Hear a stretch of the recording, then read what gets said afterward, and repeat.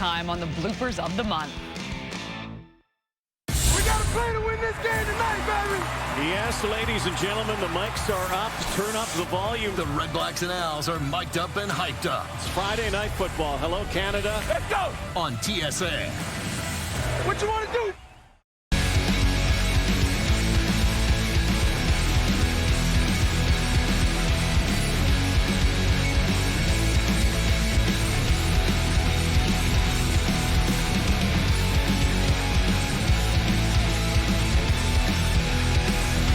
Rick, yep, and all Hendrick Motorsports front row for tomorrow night's race. Chase Elliott and Alex Bowman, just 22 and 25 years old. But now it's our turn to take over as we get you ready to race Xfinity Series style at Daytona.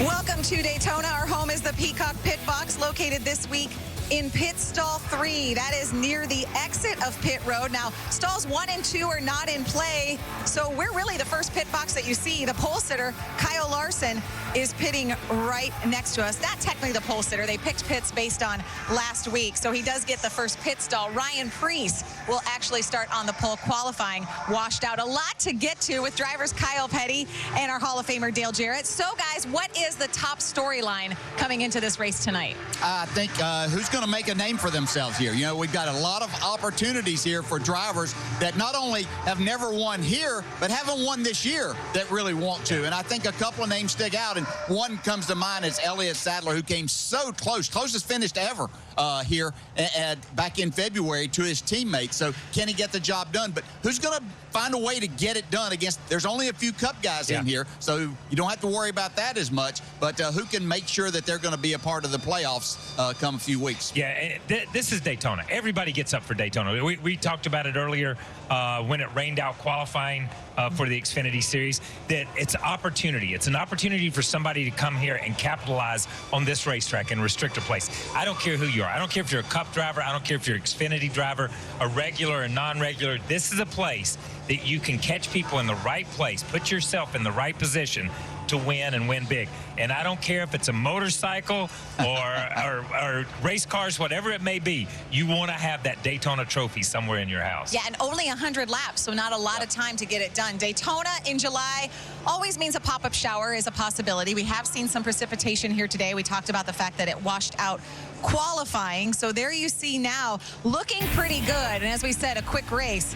So we should be in good shape. The race to Miami continues for the Xfinity Series. Had a thrilling season opener, like DJ said, here at Daytona in February. Tyler Reddick edging teammate Elliott Sadler in the closest finish in NASCAR National Series history.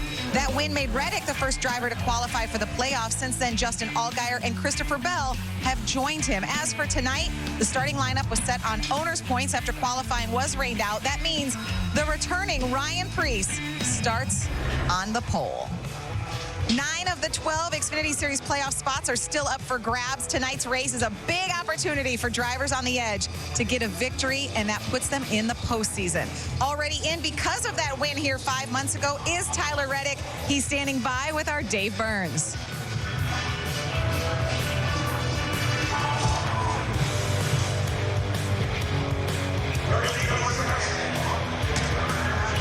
So getting a little mic adjustments with Dave Burns. We promised Dave Burns is here. He's here, I promise. We saw him earlier. Yeah. You guys were with him upstairs in the booth. And listen, you called that a pop-up shower earlier. I think that was French. Deluge is what it was. It flooded this place. It was incredible. Yeah, you didn't have the paper plate today.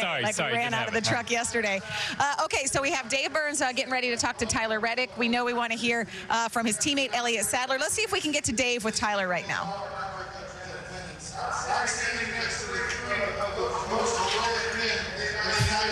All right, so we're just going to keep trying. We're going to talk Let's go to Dave one more time. Let's go to Dave. No. This just in from the newsroom. I'm sorry. We're trying.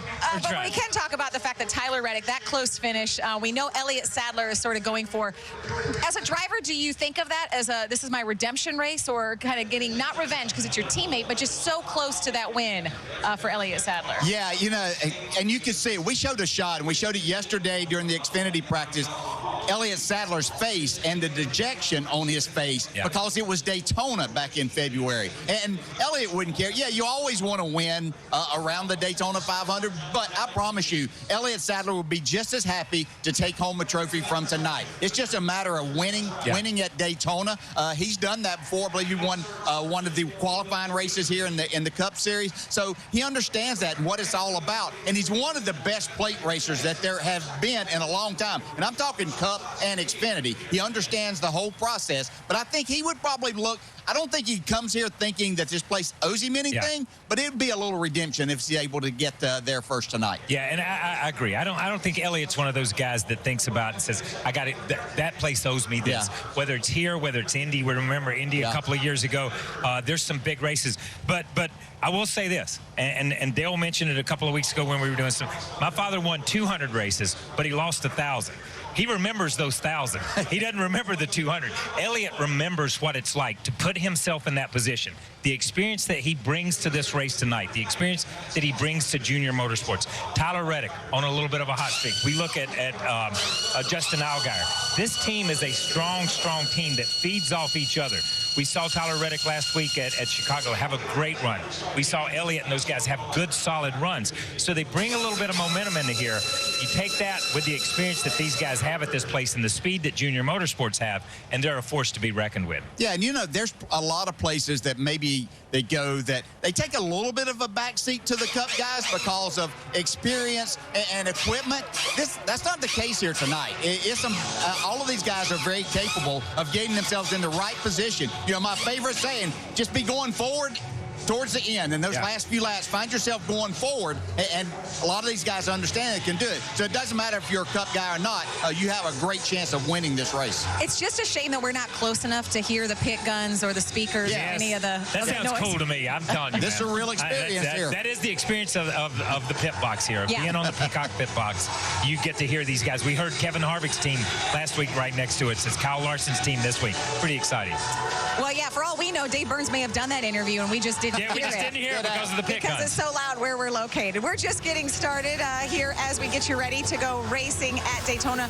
No question, Ryan Reed has been looking forward to this race. He's won here twice. We will talk to him, we hope, next. Experience Control GX for Men, the first shampoo with a brain. So smart, it reduces gray gradually. The more you shampoo, the less gray you have. Smart. Control GX from Just for Men. Now available for lighter shades of hair. They say I'm a nice guy, but what they don't know is that I have a darker side, a badder side, a side you don't want to be on the wrong side of.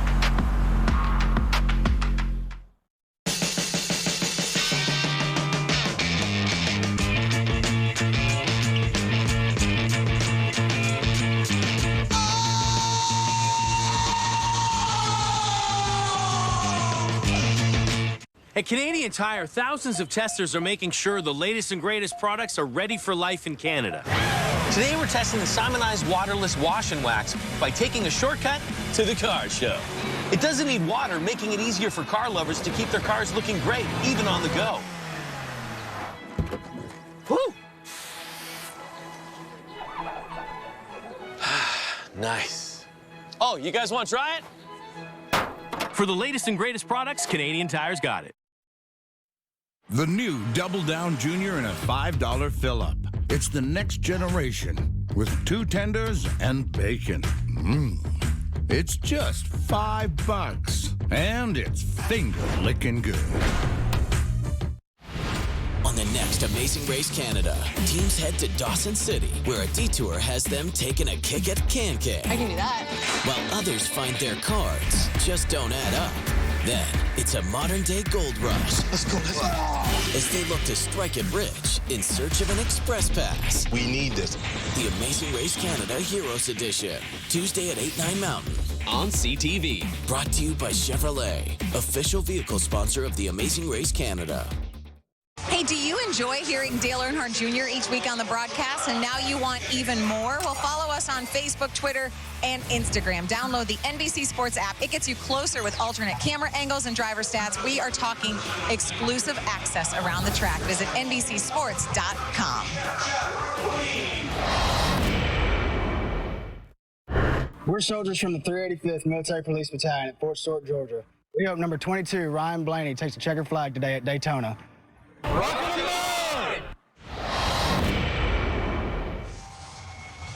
NASCAR salutes continuing here in the Xfinity Series. Ryan Blaney is in that Penske number 22 car tonight. In fact, the last time he was in this ride, he won. That was Texas in April, and it's an all-Ryan front row. Blaney joining Ryan Preece up front. We talked about Elliott Sadler. Now let's hear from him. Marty Snyder. Well, let's chat with the guy who was that close here in February. And how many times have you watched that finish back and said, man, what could I do differently to finally get an Xfinity Series win at Daytona? Well, I've watched it back twice this week just to, gather all the information I need, just things to learn during that race to use for the night. And I had to watch it. And the more I watch it, it still doesn't change the finish of it. And I have, tried to play it back in my mind, things maybe I should have, would have, could have, right? But the fact is we finished second. Tyler did a great job.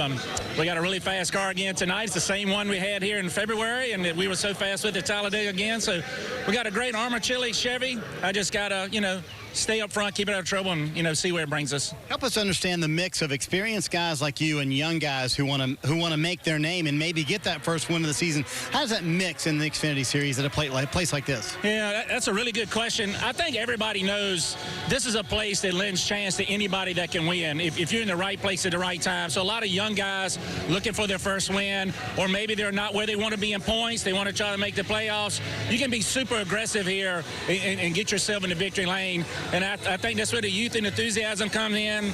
Some of the veteran guys can be aggressive too, but somewhere we always meet in the middle, and we always have a lot of wrecks like we did here in February. But I see with the track, cool temperatures tonight, there's going to be a lot of grip in the track. We learned here in Daytona in February, these cars handle really well, even under the bump drive. Guys are going to be very aggressive tonight. I think you guys are in for a show. Probably going to tear some stuff up. Hopefully we'll be ahead of it. There you go, and I can promise you this, Elliott Sadler will be up front. I'll be a factor at the end of this race. Brandon Jones knows a thing or two about racing and restrictor plate races because he finished second at Talladega. What'd you learn that weekend that can help you here tonight? Gosh, man, so close to that. We were right there. I think I pulled out of line one too soon, and they got a big run with the 23, and all those guys packed up to us. So I made a mistake there, but I learned. We all talked it out, figured out what we need to do. So I'm looking forward to coming back out here and competing. I know we've been competitive also at Daytona in the past, so it should be a pretty fun one this afternoon. And you're wearing this really cool suit right here, which also matches your car. Tell us the story behind that. We were joking around earlier. We acted like we were employees together there, but the car looks amazing. Gosh, everyone that knows me, I'm a big supporter of the military. So to be a part of the Comcast Elusive Service guys and cars and be a part of the whole organization has been phenomenal, and it's awesome to see what Xfinity does for the military and our sport. And he doesn't have a lot of work to do. He'll be rolling off 10th tonight. He can see the front from there. Thanks, Parker. If Brandon Jones is an employee, he's going to have to adhere to the new clothing policy, by the way. I don't know if he's aware of that. Yes. Brandon Jones, one of those guys, like you were talking about, in terms of these Xfinity Series regulars who have a chance tonight, who maybe have this race circled, would you put him in that category? Yeah, I would, especially after we just heard him talk about his run at Talladega. He's got the experience now. He's put himself in that position to be in that top 2 or 3 cars. You heard him say, maybe I made a move a little bit early, maybe I did this, whatever. Obviously, he's put himself in a position, just like we heard Elliott Sadler talk about, going back and watching the race. What could I have done different? Could I have changed this? Could I have done? To learn from that. And when you learn from that, then you constantly, as Dale Jarrett said earlier, if you're moving forward at the end of the race, that's where you want to be, and these guys understand that. Yeah, my question is with some of these young guys, watching them here at Daytona earlier this year, watching the race at Talladega, have they learned, there's a word that comes in that you don't equate with race drivers much, and that's patience. But you have to have that occasionally because you can't always just be jumping out of line and trying to make the moves on your own. You have to know that you've got the momentum at that time to make the pass and complete that pass, because if you don't, these cars are so close that you're going to find yourself back 8-10 spots, and then that's hard to make back up. So can they show the patience at the right time late in the race to wait on that perfect moment to make that move? Now, everybody can't wait till then, but are you willing to wait and get yourself in that position? I was watching the drivers go behind us. I think Ryan Reed just went by. He's going to be one to watch for sure in that 16 car for Roush Fenway Racing. Both of his career wins in the Xfinity Series have come right here at Daytona. The big question, can he do it again tonight? Let's hear from him now. He spoke earlier, actually, with Kelly Stavis. When drivers talk about who they want to work with tonight, one name consistently comes up, and that is Ryan Reed. With good reason, you've got a pair of wins at this track. When did this type of racing, the super speedway racing, really click for you? I mean, I think after the first win, I mean, we did a really good job putting ourselves in position for that first win, but a lot of things had to go our way. But I think that just gave me the confidence that, hey, I can get this done, and then it just really parlayed that. And the biggest thing is we have really fast Ford Mustangs when we come here. Roush Fenway, Jimmy Fenning, the whole group that leads our super speedway program does a great job, and having 2 wins here and a lot of top 5s, a lot of top 10s has just given this team so much confidence. So I think we can get another one tonight. I'm feeling really good. Led practice yesterday, and hopefully if you're using your Xfinity internet to stream this race and following along and watch the 16 drive down A1C.com Ford in Victory Lane. Should be a fun one to watch. You would have started 15th, but because of an issue with the roof on your car, you're now going to be starting this one from the rear. What kind of a challenge does that present? I mean, I think more and more of these are, track position races. You want to get up front, stay up front, but at the end of the day, it's still Daytona. We know we can get it done. I think the last time I won here, we restarted like 17th with 10 to go. So it's not the end of the world. We know we can do it. I'd be a lot more worried if we didn't have a fast car, but I have all the confidence in this world, and our pit crew, my crew chief Phil and my engineer Adam are going to come up with a great strategy to get me track position if we don't, get it organically on the racetrack. So we'll make it happen one way or the other, and we just got to keep the car in one piece. If we can do that, we'll be in good shape. Right, Ryan Reed going for his 3rd win here at Daytona. Thanks, Kelly. And I cannot imagine, I mean, to win 2 races, but to have them both come at this racetrack, it's really sort of put Ryan Reed on the map, and he's a factor every time we come here. Yeah, the word that comes to mind is it. He has it, and he gets it. He has the confidence now that he understands this type of racing, and he gets what you need to be doing at the end of this race. Not everybody has that. A lot of people do this type of racing and say, yeah, I think I know what to do, but he really does know what to do. Yeah, I think he's an example, and we go back to Elias Sadler. He understands what it's like. And I want to go back to something that Dale touched on a minute ago. You want to be moving forward at the end of the race. That's one thing. But the other thing is, and I heard Junior talk about this earlier in an interview that he was doing with someone, you depend on that spotter that when you make that aggressive move, if it doesn't work out, you only lose 2 or 3 positions. It's not so aggressive that you lose 8 or 10 positions. And that's the exuberance of youth. These guys will make that move thinking, I'm going for it all. Here it is, 10 laps to go. I'm going for it all. They make that move, and the next thing you know, they're running 18th or 19th, pounding on the steering wheel. What did I do wrong? These guys that we've spoken with so far in this show have learned what it's like to make that move and to maintain that position. The experience to be patient and know when to time that move on the racetrack. Well, a handful of drivers in this field actually hail from Florida. When we come back, they get ready to put on a show in their home state. Daniel Hamrick is not one of them, but we're going to talk to him next.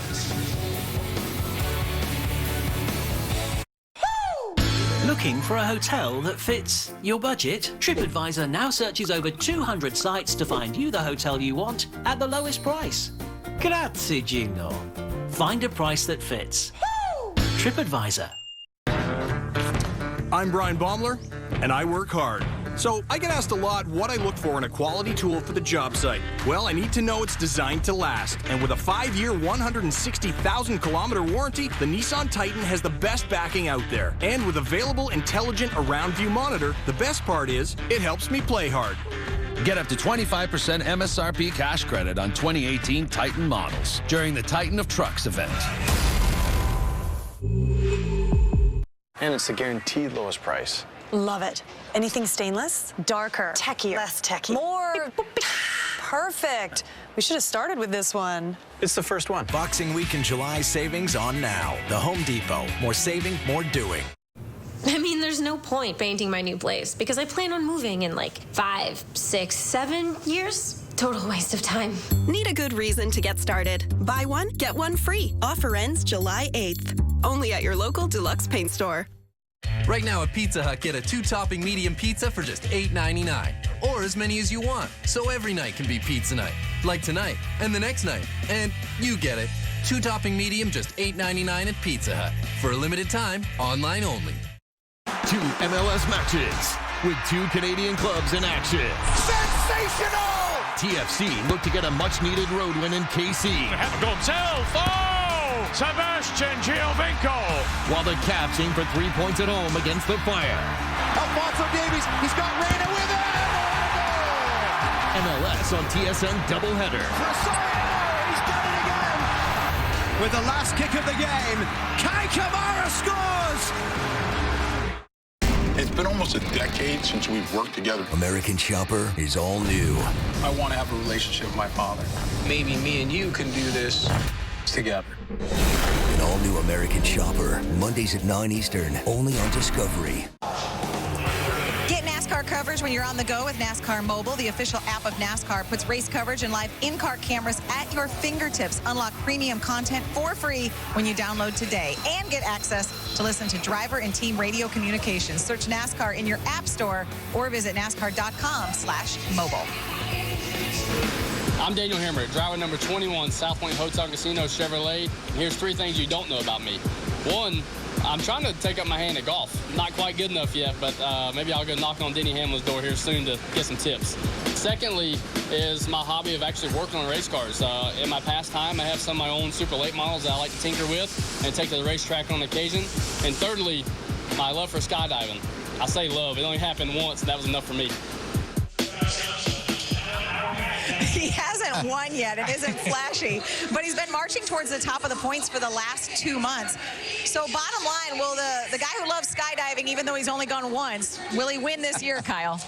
Oh, yes. Yeah. I think so. And I don't think that's a leap of faith. Did you get that? Yes. Skydiving. Yes, I think he will. Last year, I thought really he made a huge improvement towards the end of the year. Inside the helmet, thinking about things, thinking about how to race, thinking about how to win races. I thought he improved greatly there, and that carries to this year. Yeah, I think he wins. I think he's going to be a part of the championship 4.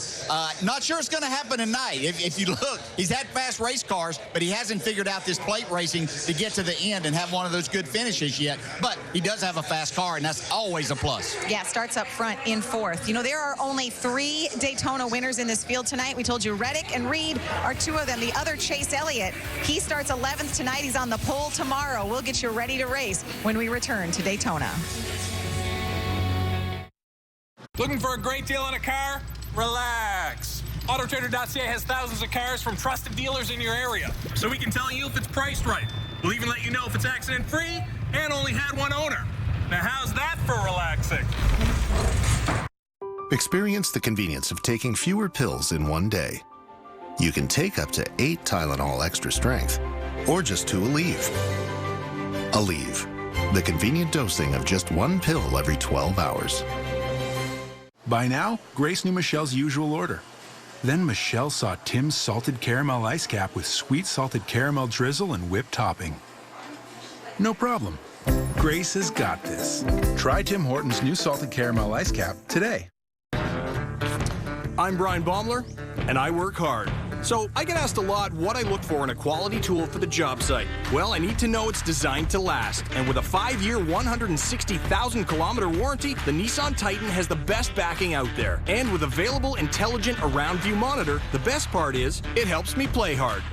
Get up to 25% MSRP cash credit on 2018 Titan models during the Titan of Trucks event. You think you've already found your ideal hotel? Well, before you book, check on Trivago to see whether you can book it somewhere else for an even better price. Hotel Trivago. On the next Amazing Race Canada, teams head to Dawson City, where a detour has them taking a kick at Can-Can. I can do that. While others find their cards just don't add up. Then, it's a modern-day gold rush. Let's go. As they look to strike it rich in search of an express pass. We need this. The Amazing Race Canada Heroes Edition. Tuesday at 8, 9 Mountain. On CTV. Brought to you by Chevrolet, official vehicle sponsor of the Amazing Race Canada. Reed looking for the checkers. He's going to get his second career victory at Daytona. To the 1,000th of a second, it's a dead heat. Tyler Reddick has won it here at Daytona. Tonight's race, 150 miles, just 100 laps. Guys, what are we about to see, and who is your pick to win? Go ahead, KP. You know what? We're going to see a good race. I think Elliott said it. There's going to be a lot of chaos out there. I do believe that. A lot of comers, a lot of goers, a lot of things happening, a lot of guys headed to the garage area on a hook. I'm going to make this pick for my friend Brian down at the Alamorada Brewing Company. Double alt, buckshot. I'm going with Cole Custer and that 00. Oh, yeah, good pick. Yeah, I think it's going to be a wild race, too. And we could have, we'll have as many overtimes as we had back here in February, but it's going to get pretty exciting. I think Elliott Sadler comes out on the good end of it this time and gets his win. I know he's motivated because his kids, Austin and Wyatt, are in the Virginia State playoffs in softball and baseball, so I think he wants to take a trophy back to them tomorrow. Good luck to them, too. Wow, those youngsters that's cool. Carrying on the family tradition. Are we going to see a finish like we saw in February just 5 months ago? I mean, that put people on the edge of their seat. Listen, I think every time you come to Daytona, you anticipate a finish like that.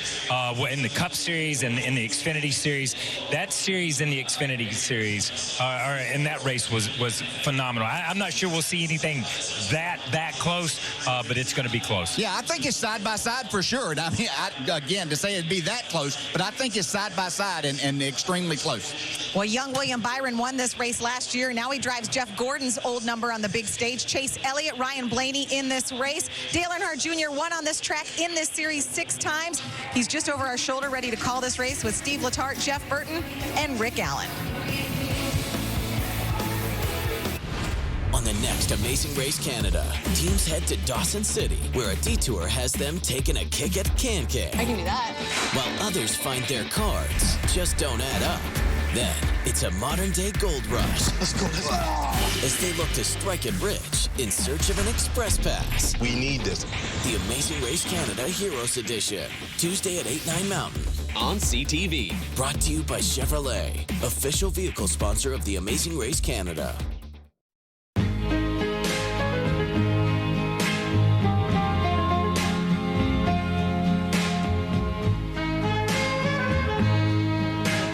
Stocks extended their gains. Voilà. Je regarde.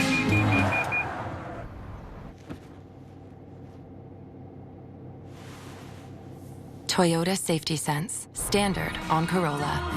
Toyota, together, so much more.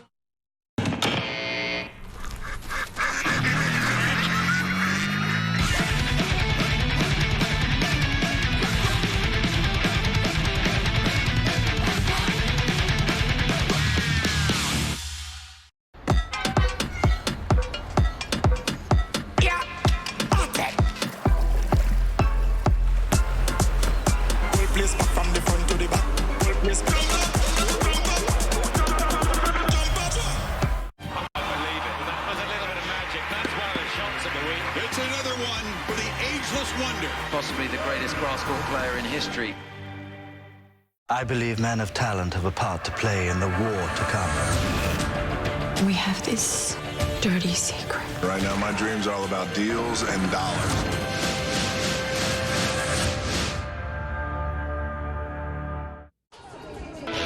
Every win means something, but a win at Daytona means everything. NASCAR on NBCSN welcomes you to Xfinity Series racing from Daytona, fueled by Subway restaurants. In February, the Xfinity Series added to this track's incredible history with NASCAR's closest finish ever. Tonight, the question on everyone's mind, what will they do for an encore? Hello, everyone. Alongside Jeff Burton, I'm Rick Allen. This place is special. Oh, this place is great. It's Daytona, man. Yes. And, you know, for these Xfinity guys, when you look at it, the biggest names in the sport at one of this racetrack. And if you want to be a Cup driver and you're currently an Xfinity driver, to say you've won here certainly helps your case. It's exciting, but I think we ramped it up in February to a whole new level of excitement. Oh, my goodness. The 4 wrecks in overtime in February. And that's what happens here. We see everybody get aggressive. No more give and take. Everybody just is having to do things they wouldn't normally do. Nobody lifts. And we saw wreck after wreck. It was a wreck fest. There's no other way to say it. And they just kept wrecking it. It was like, will this race ever end? But when the end came, it was unbelievable. The closest finish in the history of NASCAR right here, just by milliseconds. Yeah, and surprisingly, the 9 wins. Not the 1 who you would think wins this race, but the 9 won it by 4 10,000ths of a second. Closest ever. Let's go down to the pit box and Steve Letarte. Well, Rick, you talk about how special Daytona International Speedway is. Well, I feel like I have the best seat in the house down here on the Peacock pit box in pit stall 3, just in front of the first pit stall used during the race. Kyle Larson, the 42, will be right over my right shoulder during the race. I'm only 150 feet or so away from the racetrack. When 40 cars come by here at speed, there's no better place to watch from. It's going to be great covering the race from down here. And once again, we put you back up on your comfort zone, back on the pit box where you have had success at this racetrack. You have won the Daytona 500. Who will get to victory lane tonight? Racing under the lights at Daytona, very special, as Jeff, you mentioned. And to get things underway, let's go trackside for the pre-race ceremonies. Ladies and gentlemen, at this time we ask that you please rise and remove your hats as the Patrick Air Force Base Color Guard presents our nation's colors. Please remain standing as Senior Regional Director Farzad Norian from Mission and Ministry at Florida Hospital offers tonight's invocation.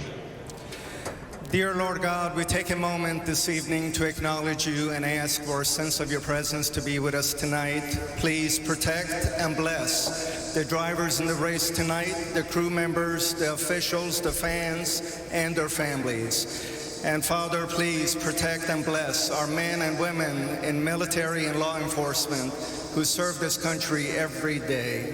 We ask these things in your name. Amen. Here tonight to honor America with the singing of our national anthem. Please welcome from Sanford, Florida, Shannon Rose O'Donnell. Oh, say, can you see by the dawn's early light what so proudly we hailed at the twilight's last gleaming, whose broad stripes and bright stars through the perilous fight o'er the ramparts we watched were so gallantly streaming, and the rocket's red glare, the bombs bursting in air, gave proof through the night that our flag was still there. Oh, say does that star-spangled banner yet wave o'er the land of the free and the home of the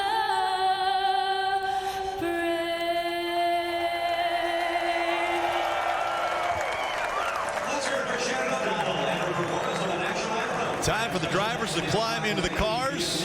And what a proud moment for one of the executives for NASCAR. Steve O'Donnell. That was his daughter that just sang the national anthem here at Daytona. Pinty's Chicken Wings, just like you get at the pub. Proud supporter of the Toronto Blue Jays, two-time World Series champions. Pinty's, making great food fun. Spacious interiors. Powerful potential. signature toughness. And one more thing, the world comes with it. The new reimagined 2019 Jeep Cherokee.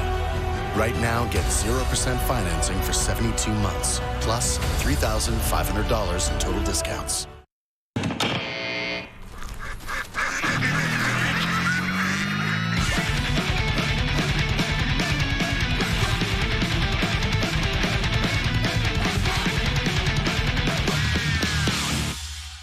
Get ready to see fast-paced entertainment like you've never seen it before.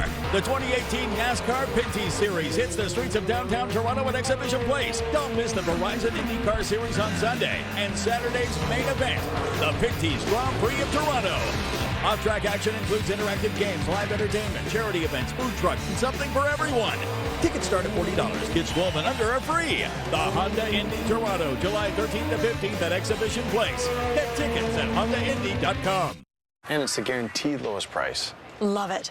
Anything stainless? Darker. Techier. Less techy. More. Perfect.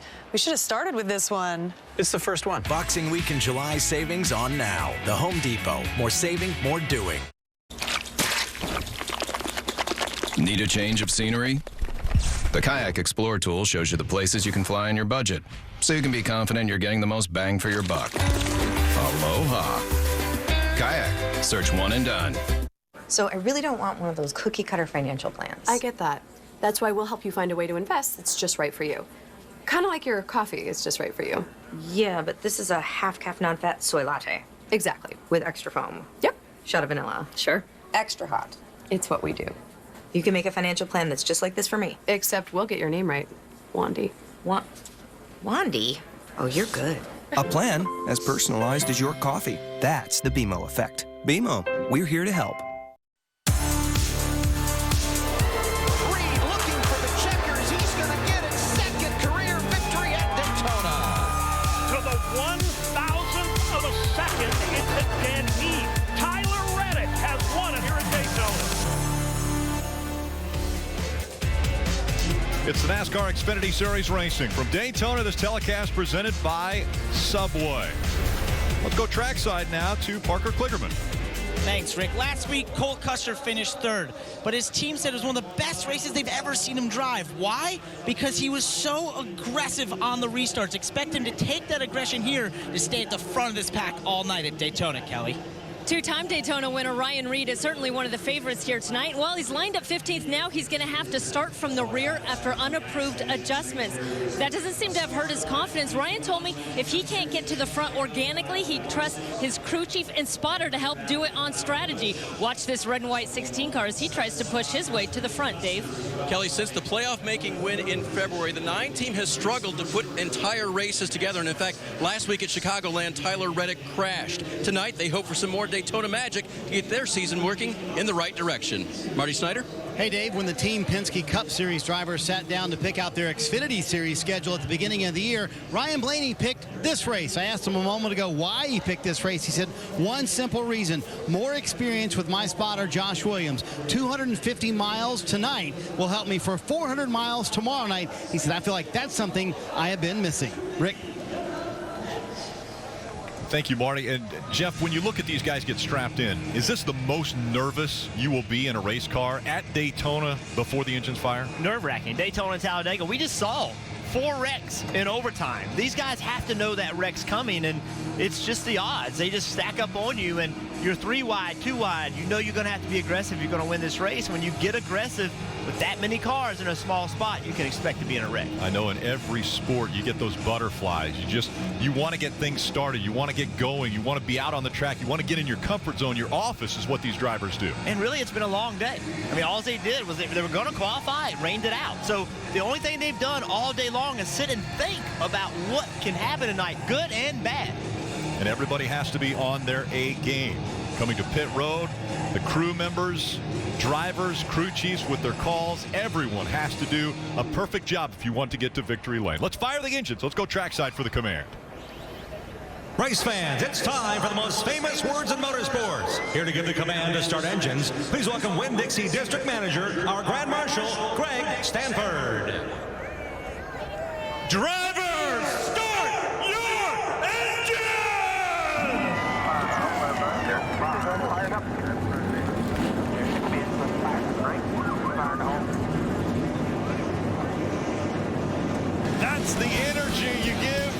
get the command. No question about it. They fired him up.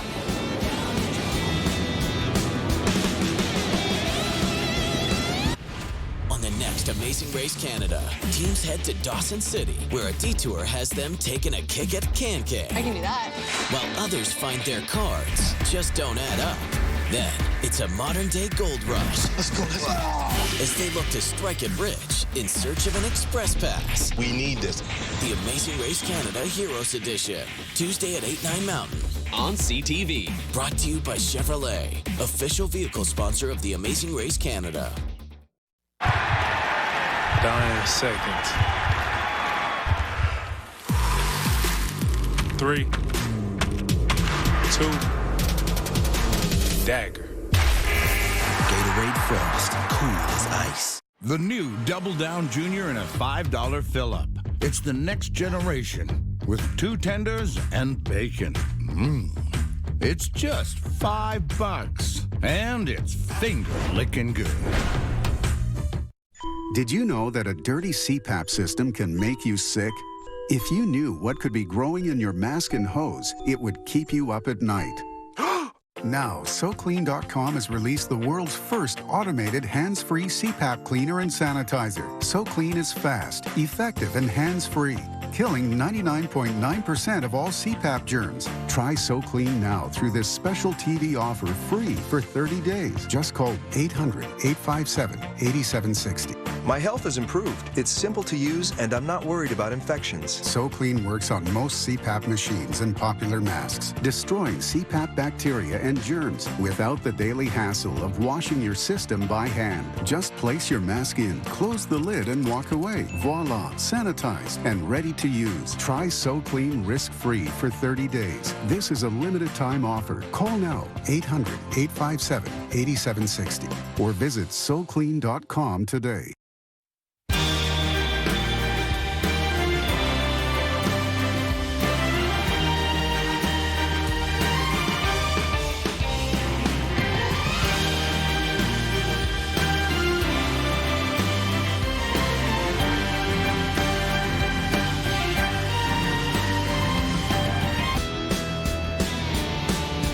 Beginning to roll now on pit road. Let's take a look at tonight's starting grid, brought to you by Subway. Up front, Ryan Preece and Ryan Blaney. Now, the last time Ryan Preece was in the 18 car was at Bristol, and he went on to win that race. He wants to keep that momentum going, even though it's been a long time since he's been behind the wheel.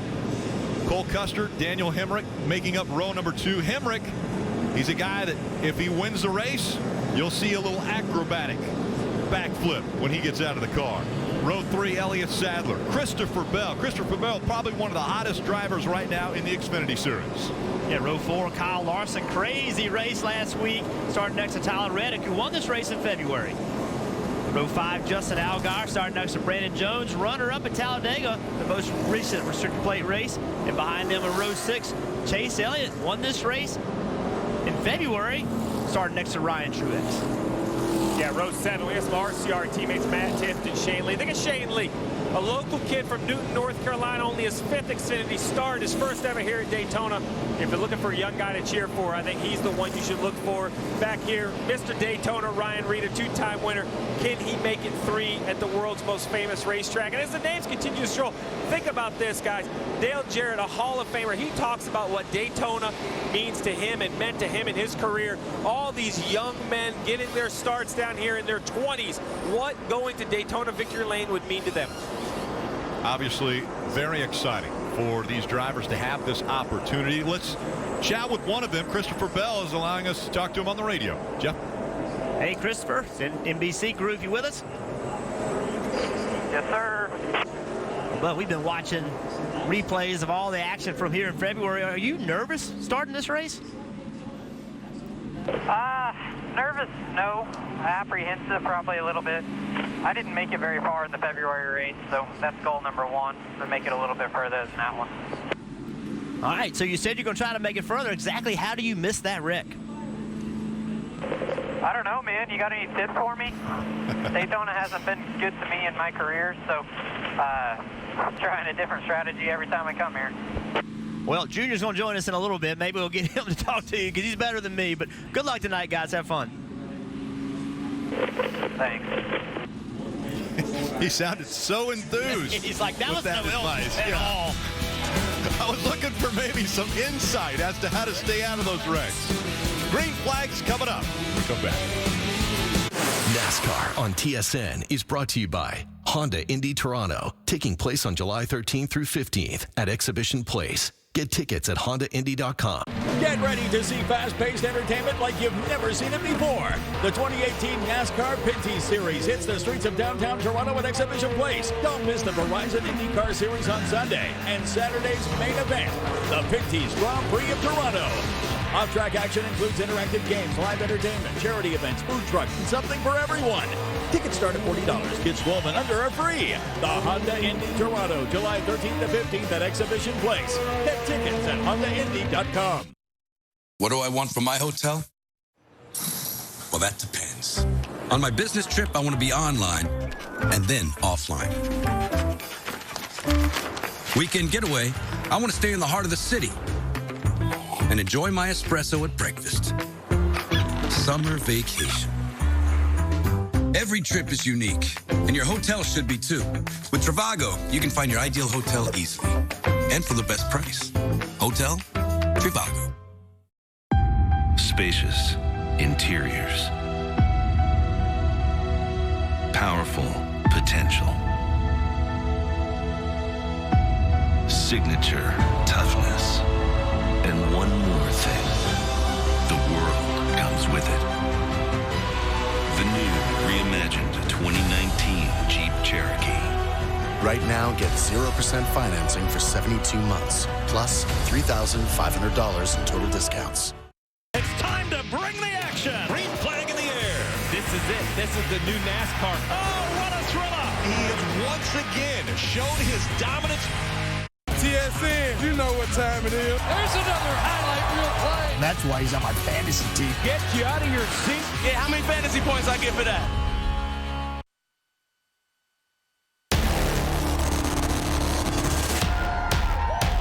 To the 1,000th of a second, it's a dead heat. Damn, that's close. I don't even know how close it was time-wise, but it was real close. Ryan Priest delivers in Bristol. You're the man. Checkered. Attaboy, Bell. So close. He had beaten the heat. He had beaten the track. Heck yeah, boys. How cool is that? How cool is it to win at Daytona? Well, Tyler Reddick was able to do it in February, but he did it in unbelievable fashion. It didn't go just down to the 1,000th of a second. It took the 10,000th of a second to figure out who had won that race. We're going to ride along with a few of these drivers today. Jeff, take us through them. Well, the first one is we're riding with Lee Filter. Ryan Truex is the driver, starting 12th. Got the helmet cam. This is going to be a crazy shot tonight. Starting in 8th, Tyler Reddick. Thanks to Chevrolet. Christopher Bell, whom I confused more than helped just a little bit ago, driving a Toyota with the Toyota cam, starting 6th. And Cole Custer, thanks to Sunoco for letting us ride around with Cole. All right, crew chief down there on the Peacock pit box. Let's break down this race. The race length is 100 laps. That seems short, but it's still 250 miles. It is 250 miles, Rick, but it is a sprint. Both the first and second stage, 30 laps. The final stage is only 40 laps, which is long, or less than a fuel window. They can make the entire first, second, and third stage, respectively, with 1 tank of gas each. Pit road speed 55 miles per hour, which might seem fast, but after 180 miles an hour all day long on the racetrack, that's going to be a big adjustment for these drivers when they come down pit road. Steve, did they light up your Peacock pit box? Oh, man, listen, we got lights, we got cameras, we got information.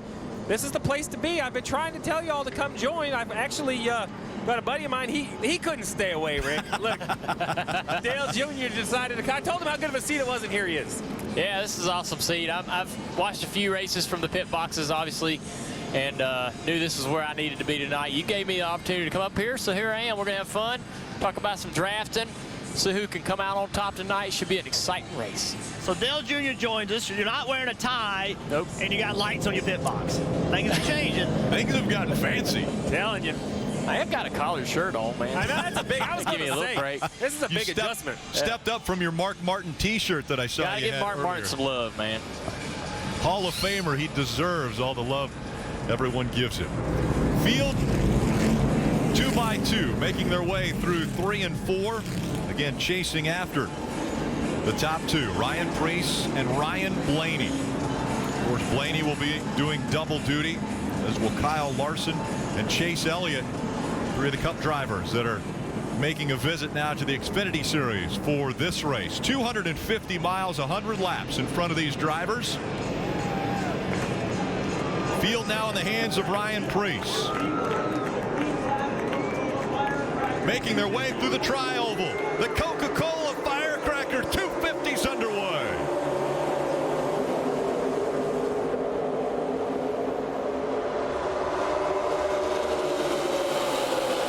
The double zero of Cole Custer right on the back bumper. But you cannot push. You cannot lock bumpers. You can bump, but you cannot lock the bumpers. And so we see Cole Custer working already, trying to help out that 18 of Ryan Preece. And now Cole Custer dives to the outside, trying to take the lead away. Looking for some help from Blaney in that 22 car from behind. Doesn't quite clear Preece. 3 wide already.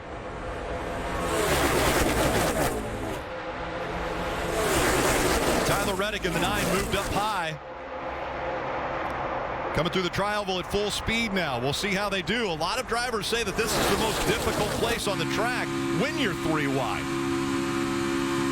Yeah, that tri-oval gets very tough, flattens out on the bottom of the racetrack. Cars do not handle well at all through that part of the racetrack. Side by side still for the lead. Cole Custer on the outside. Ryan Preece on the inside. A lot of room being given right now between the cars. You don't see a lot of aggressive side drafting. As this race evolves, you're going to see that double zero just pull up on the 18 as the double zero gets the lead and then takes the bottom, Parker. And guys, I'm not surprised to see him be so aggressive to get the lead. His crew chief came across radio right before the race started and said, be aggressive, stay up front, and if you fall back at all, we need to get back to the front as fast as possible. You saw him take the lead from Ryan Preece really early in this run. Little bump drafting early. Got Cole Custer the momentum with the help of Ryan Preece. So as we go on board with Cole Custer right here, Dale, I think this is a great view of how busy the leader is, looking out the window and up in the mirror. Yeah, he's also getting a lot of information right now. I mean, his head's full of information from the spotter on where guys are at, what lanes are forming, where the energy's coming, whether the outside's forming a run. You see they're tight behind him. Ellie Sadler bump is into the bumper of 18. His spotter's telling him that. That push is coming. Get ready for it. Block it. Take that energy that they're going to bring to you. And Junior, this is the first time that Cole Custer has led at Daytona, so he's never been in this position before. Yeah, he's definitely feels the push that he just got from that 18, and he learned something there, so he's going to continue to learn as he leads this field. But here we go. The 18 gets such an amazing run for the outside to be able to battling for the lead. Preece goes to the high side, trying to take the lead back away. Think about Ryan Preece. He's a modified driver. He races on the short tracks in the Northeast, and now here he is at Daytona. Completely different skill level, what it takes to draft versus the type of racing that he normally does. Cole Custer edging out in front again. There's Elliott Sadler, the veteran, in the 1, right behind Custer. Not surprised at all to see Elliott Sadler work his way to the front. You have to think that Elliott Sadler came so close to winning this race in February, the closest in history. And when you're the loser, that stinks, man. It's terrible. You cannot get over it. So you know it's on his mind. Win, win, win. And Jeff, after he lost that race, I asked Kevin Mendering what was it that Elliott went to, and he said he went back and thought, what one move could I have made as a driver of the 1 car to win that race? I bet he's got one in his pocket tonight. Dave, I think that's a great point. I think that those winning moves, they could happen right now, couldn't they, Junior? You could get yourself in a position right now that helps everything work out later in the race. So I think the intensity level starts as soon as the green flag drops. You see right here on board with Christopher Bell. We saw what it was like to be the leader, the 00 of Cole Custer. Well, this is what it looks like 4 or 5 rows back in the pack. Right here, Dale trying to moderate the distance to the 21 in front of him, as well as work that side draft to the inside line. And the toughest part about that situation is, as he's pushing the 21 car, he needs to know how close the 21 is to the car in front of him, because he doesn't want to be pushing the 21 if he's already in the bumper of the 22. And it almost spin him out. You could actually get the car, get him uncomfortable and get him out of shape and cause a crash. So you got to get that information from your spotter, not only where you are, what you're doing, what cars around you are doing, but cars in the rows ahead of the guy you're pushing, so you don't shove him up into a crash. Well, you mentioned guys in front of you, the 22 of Ryan Blaney working double duty this weekend. We listened in.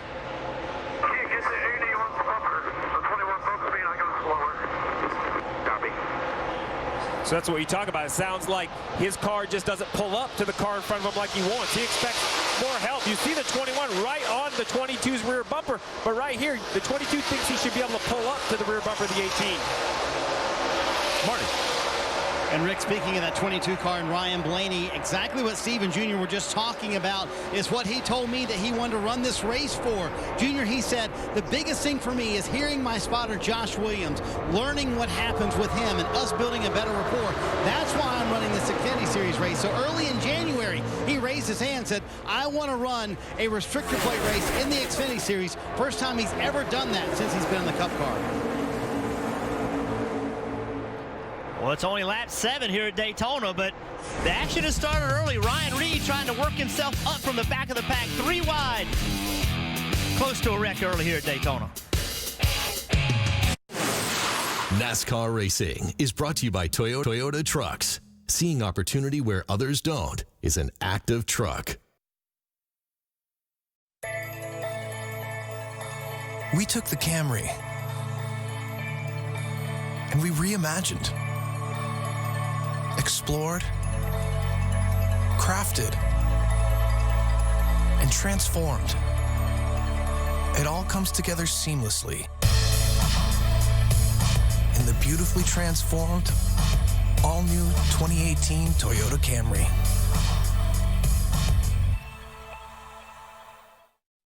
Experience the convenience of taking fewer pills in one day. You can take up to 8 Tylenol extra strength, or just 2 Aleve. Aleve, the convenient dosing of just 1 pill every 12 hours.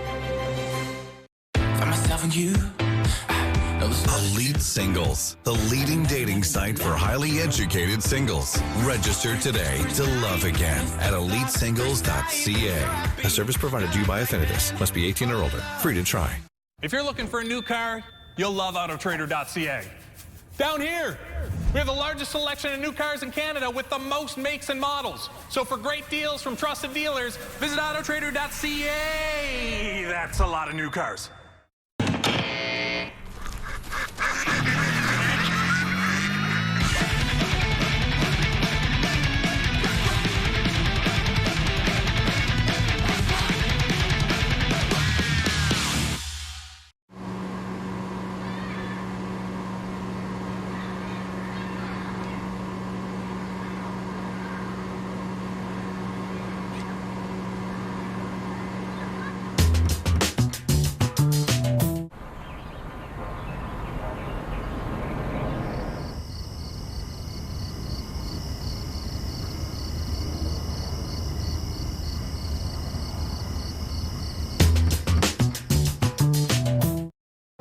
The ESPYs, July 18th on TSN. It's been almost a decade since we've worked together. American Chopper is all new. I want to have a relationship with my father. Maybe me and you can do this together. An all-new American Chopper, Mondays at 9 Eastern, only on Discovery. When you're on the go, make sure to get NASCAR Mobile. It's the official app of NASCAR. It puts that race coverage and live in-car cameras right at your fingertips. Just search NASCAR in the App Store or visit NASCAR.com/mobile. New leader at Daytona, the 42 of Kyle Larson up front. Things have got aggressive. Kyle Larson made an aggressive move to get to the outside, and then with a push from Blaney, here he is on the outside. Look at Cole Custer. Cole sees him coming, goes to the top, blocks, but there's just enough room in front of Elliott Sauer to get to the inside of him. clears Cole Custer, and then that put Cole Custer in the middle, and Cole has dropped toward the back. He's back in 11th. There's just no block. There was no way Cole could make that block at this point in the race. Had he done it, it would have been in contact and a possible wreck. Kelly. Moving back to the 11 of Ryan Truex, and the name above the door reads Riley Cunahan this week. That is the son of Chris Cunahan, a vice president of sales at Leaf Filter. Riley sadly passed away unexpectedly last week. This team racing with heavy hearts. Here was the message just before the green flag. It's a good day to be here in Daytona. Really can't thank, Matt for coming down, bringing everybody with him, but we're going to race this one with some heavy heart for Riley Cunahan. We're going to do this one for him, bud. All night, just stay out of trouble, do the things you need to do. Chris, I know you're back home listening. We love you and we appreciate you. Stay strong, brother. And just imagine if they could get this team to victory lane in Riley's honor here tonight. Well, Junior, I think this is the best view. If you want to know what it's like for a lap around Daytona, right here on the helmet of Ryan Truex. Take us for a lap around this famous racetrack. Well, right now, Ryan, he's on the outside. He's in the outside groove trying to get a run here. And if he gets a run, he has to decide whether this run is worth taking to the top, putting himself into the third groove and possibly getting shuffled out of the draft. And he's going to stay in line here and keep pushing this 16 car. 16 goes inside, so Ryan looks, they almost made contact there. So Ryan's got a great run here to take a position, staying consistent, staying in your lane, and allowing guys to make, I wouldn't call that a mistake by the 16, but he chose to go into a different line, and that allowed Ryan to move forward. Sometimes if you don't do anything but stay in your line, you'll go forward by watching guys make wrong moves. And that's what Ryan did there. Now, Ryan's going to the inside. He's going to try to dump the 20. They're going to try to hang the 20 out and get another position here. As you see the rest of the field single file out, you want to be part of that practice. You don't want to be the odd man out. As you see him still battling here with the 20. Get him a little side draft there. Well, you see right behind the 11 of Ryan Reed, Jeff, is that the 11 of Ryan Truex is the 16 of Ryan Reed, who had to start at the back of the field. We saw earlier, you showed us a replay of 3 wide, but he's worked his way all the way up 21 positions. Yeah, Ryan has proven to be a really good plate racer. This is where his wins have come, and you can see he's been very aggressive right there. He side drafted 20, got his right front fender on his left rear quarter pound to slow that 20 down, and that race to the front, he knows how important track position is, and he's been willing to put himself in position. So right here, he's looking to get to the 20 car. He goes to the 20 car right in the right rear quarter panel to try to put some drag on that 20 car. But when you do that, you're really exposing yourself to damage, danger. And you saw how loose the 16 car got. Everybody behind him was like, whoa, whoa, whoa, whoa. It all worked out. Ryan definitely a fighter. Ryan Reed diagnosed with type 1 diabetes when he was 17 years old, thought he might not be able to race again. Doctor said, we don't know if you can get behind the wheel of the car because we got to make sure that we can keep track of your blood sugar level. And sure enough, he was able to keep going, stay behind the wheel, and has been very successful. As you mentioned, his 2 wins have come right here at this racetrack. And what he wants to do right now, Junior just mentioned it, in front of him, he sees single file. Everything in front of him, there's nothing double wide. His goal right now is to get away from Christopher Bell. How can he get be the last car single file? Currently, he's the first car double file, and that line in front is going to get further and further away as long as they stay single file. Kelly. Say Ryan Reed knows how important track position is. In his 2 wins here at Daytona, though, he's led just a total of 23 laps. I asked him what he learned, what makes him such a good super speedway racer. He said after the first win, he learned how to side draft, how to keep the lanes moving. He realized you need everyone to play a part. After the second win, he said, really had to just figure out how to block there, how to lead a pack. And he's taken the time to study other great racers like Dale Earnhardt Jr., Brad Keselowski, to see what they do that works. Dave? Kelly, while the 16 of Ryan Reed goes forward, Ryan Preece in the 18, the black and red car there that was the first, it was a pole sitter, is going in the wrong direction. Now, sometimes the driver just falls back, gets comfortable, and tries to find a way to hang until it's time to go. But in this case, Ryan reported, I am wide open, and I'm struggling to stay with him. So he may not have everything he needs to win tonight. We'll see. Only 13 laps to go in stage 1 from Daytona International Speedway. The Coca-Cola Firecracker 250 heating up. Kyle Larson out front. NASCAR racing is brought to you by Michigan International Speedway. Celebrate 50 years at MIS. Be at the Consumers Energy 400 on August 12th. Enjoy week-long camping and fun for the whole family. Since 1968, Michigan International Speedway has been creating lasting memories with friends, families, and your favorite drivers. This summer, the tradition continues as we celebrate 50 years of good times, week-long entertainment, and racing excitement. Be at the Consumers Energy 400 on August 12th. Tickets starting at $35. Kids 12 and under half off on Sunday. Free Friday and Saturday. Free Saturday post-race concert with a Cadillac 3. Visit mispeedway.com or call 888-905-7223 today. We took the Camry and we reimagined, explored, crafted, and transformed. It all comes together seamlessly in the beautifully transformed, all-new 2018 Toyota Camry.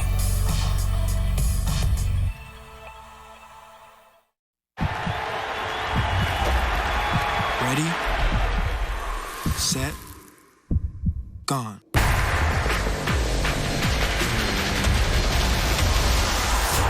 Gatorade Frost, cool as ice. Pinty's Chicken Wings, just like you get at the pub.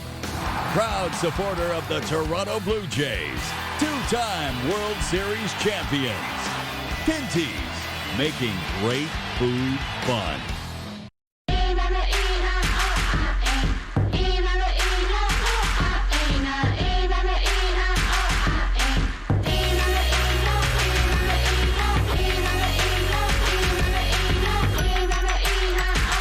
Right now at Pizza Hut, get a 2-topping medium pizza for just $8.99. Or as many as you want, so every night can be pizza night. Like tonight, and the next night, and you get it.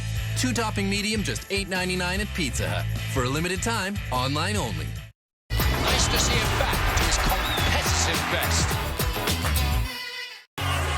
So here we go. That is highlight reel stuff. CFL football at its wildest. This season just keeps getting better and better.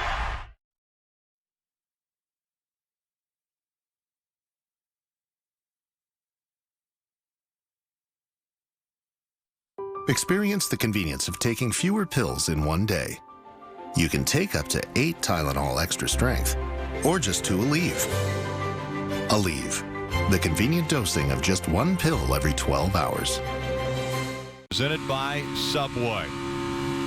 Short track racing for the Verizon IndyCar Series. It'll be on NBCSN Sunday at 2:30 as they take on Iowa Speedway, the Iowa Corn 300. Kelly, have you heard any complaints out of the driver of the 23 about a maybe sore ankle?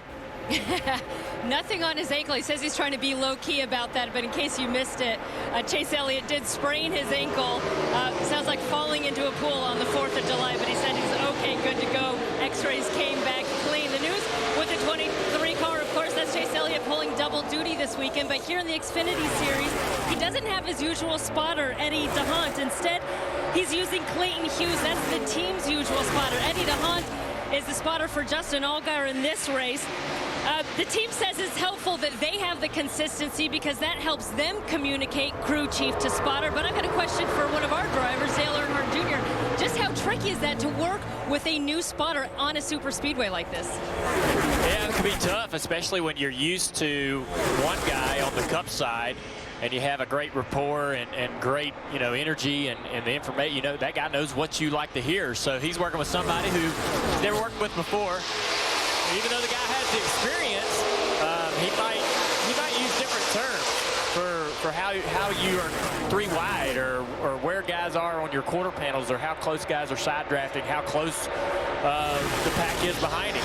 The terminology could be completely different, and that would make you make your decisions on what you're going to do a little slower. Just a fraction of a second can be huge. That's a lot of time on the racetrack, and if you don't make the move, somebody else is going to make it, and take that advantage. Another opportunity, though, is perhaps he could bring something over to his other spotter. Maybe there's something he likes. Yeah, that's maybe true. a term or a picture that the guy is painting that Clayton is saying that he doesn't normally, hear at Eddie DeHunt. So if Chase kind of applies it appropriately, maybe he could take something to tomorrow evening in his normal spotter.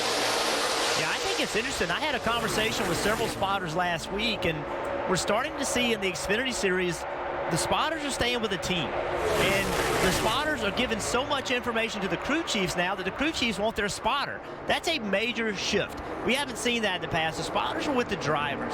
And now the spotters are starting to be assigned to a team and a crew chief so that information to the crew chief can be consistent. And I just think that's completely different than what we've seen in the past. And it also explains how much help is coming from the roof to the crew chief, not just to the driver. Well, Jeff, I love this seat where you have me down here on pit road. And here at Daytona, the cars are almost always on TV because they're bunched together. But Dan, when you go to a downforce track, I used to lean on the spotter to ask, where are we getting beat? Is it worse than 1 and 2? Is it worse than 3 and 4? Remember, at a lot of these tracks, I cannot see all the way around.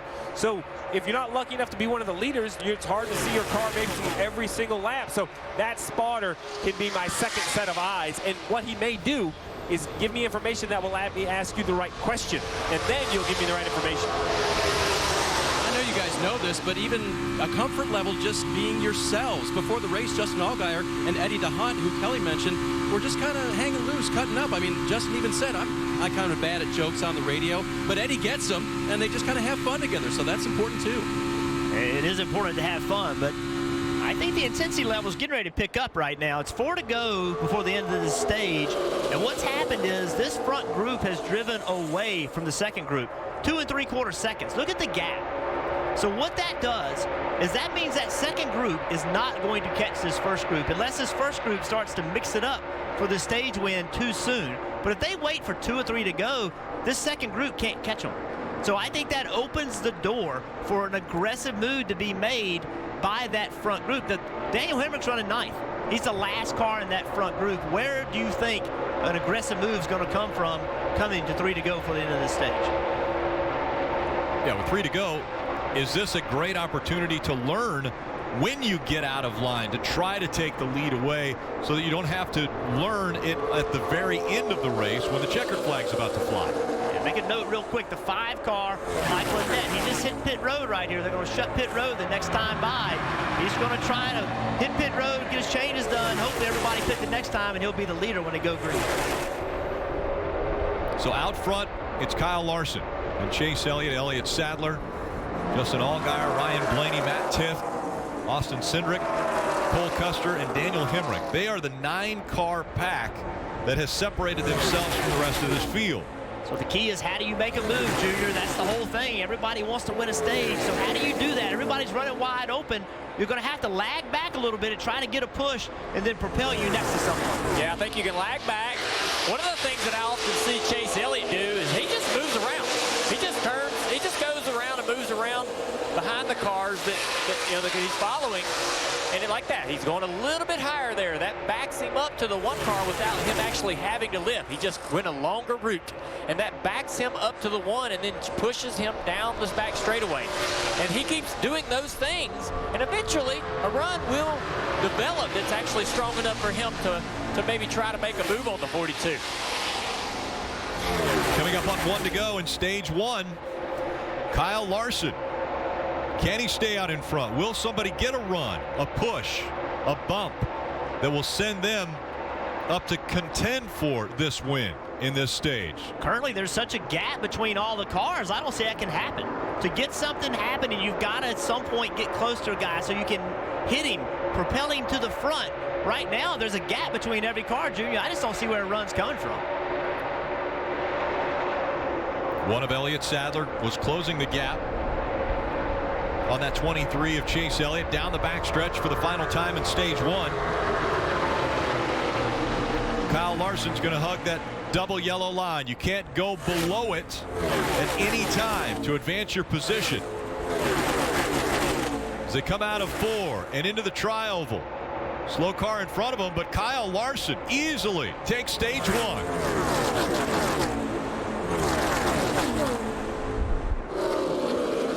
They stayed in line behind him. Kyle Larson wins. Chase Elliott, Elliott Sadler, Justin Allgaier, and Ryan Blaney, the top 5 here in the Coca-Cola Firecracker 250. NASCAR Racing is brought to you by Toyota Trucks. Seeing opportunity where others don't is an act of truck. We took the Camry and we reimagined, explored, crafted, and transformed. It all comes together seamlessly in the beautifully transformed, all-new 2018 Toyota Camry.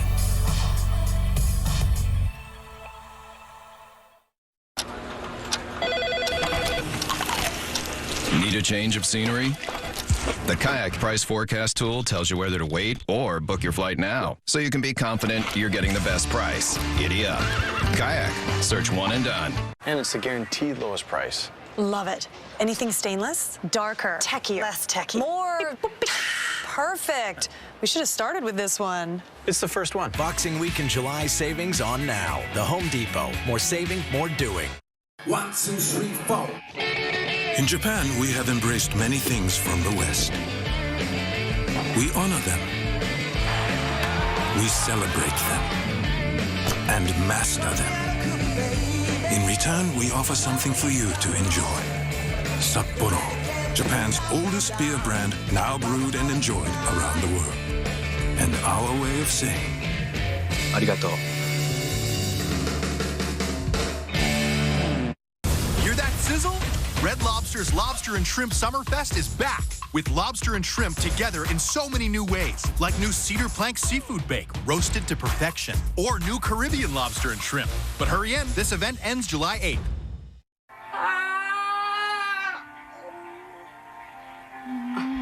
You know, I'm wondering if now's even the right time for us to have a kid.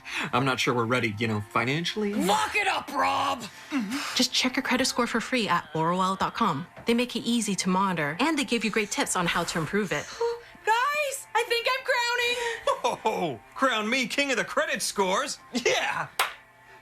Check, monitor, and improve your credit score for free at borrowwell.com. The ESPYs, July 18th on TSN. Make sure you have the NBC Sports app. You can get all the action of NASCAR on NBC with the app. Get closer, alternate camera angles, driver stats, track information, anytime, anywhere. That NBC Sports app. Kelly. Chase Elliott in that 23 car on pit road, he said he was darty loose, actually out of control when being pushed, but then it would get snug when he got sucked up behind someone else. Chassis adjustment, 4 tires and fuel, Dave. Third place for Elliott Sadler, stage 1. He said, I like how it goes into the corner. I don't like it comes off the corner, and a big adjustment for him, Marty. Leader Kyle Larson already gone, and he might lose the race off pit road because the jack went down. He didn't go. He said the car was awesome out front, but expects to be a little bit tighter back in traffic, Rick. Blaney takes advantage of a great pit stop. No tires. That's why you're able to gain 4 spots. No tires for Blaney. He wins the race off pit road. Yeah, he's still sitting on pit road. Christopher Bell in the 20 car comes down pit road and just overshoots his pit box. Luckily, no one was injured. You can see he's on the brakes hard. The car's sideways. Very difficult to pit at Daytona. The tires are very hard. NASCAR Racing is brought to you by Pinty's, making great food fun. Proud sponsor of the NASCAR Pinty Series. Pinty's Chicken Wings, just like you get at the pub. Proud supporter of the Toronto Blue Jays, 2-time World Series champions. Pinty's, making great food fun. We took the Camry and we reimagined, explored, crafted, and transformed. It all comes together seamlessly beautifully transformed, all-new 2018 Toyota Camry.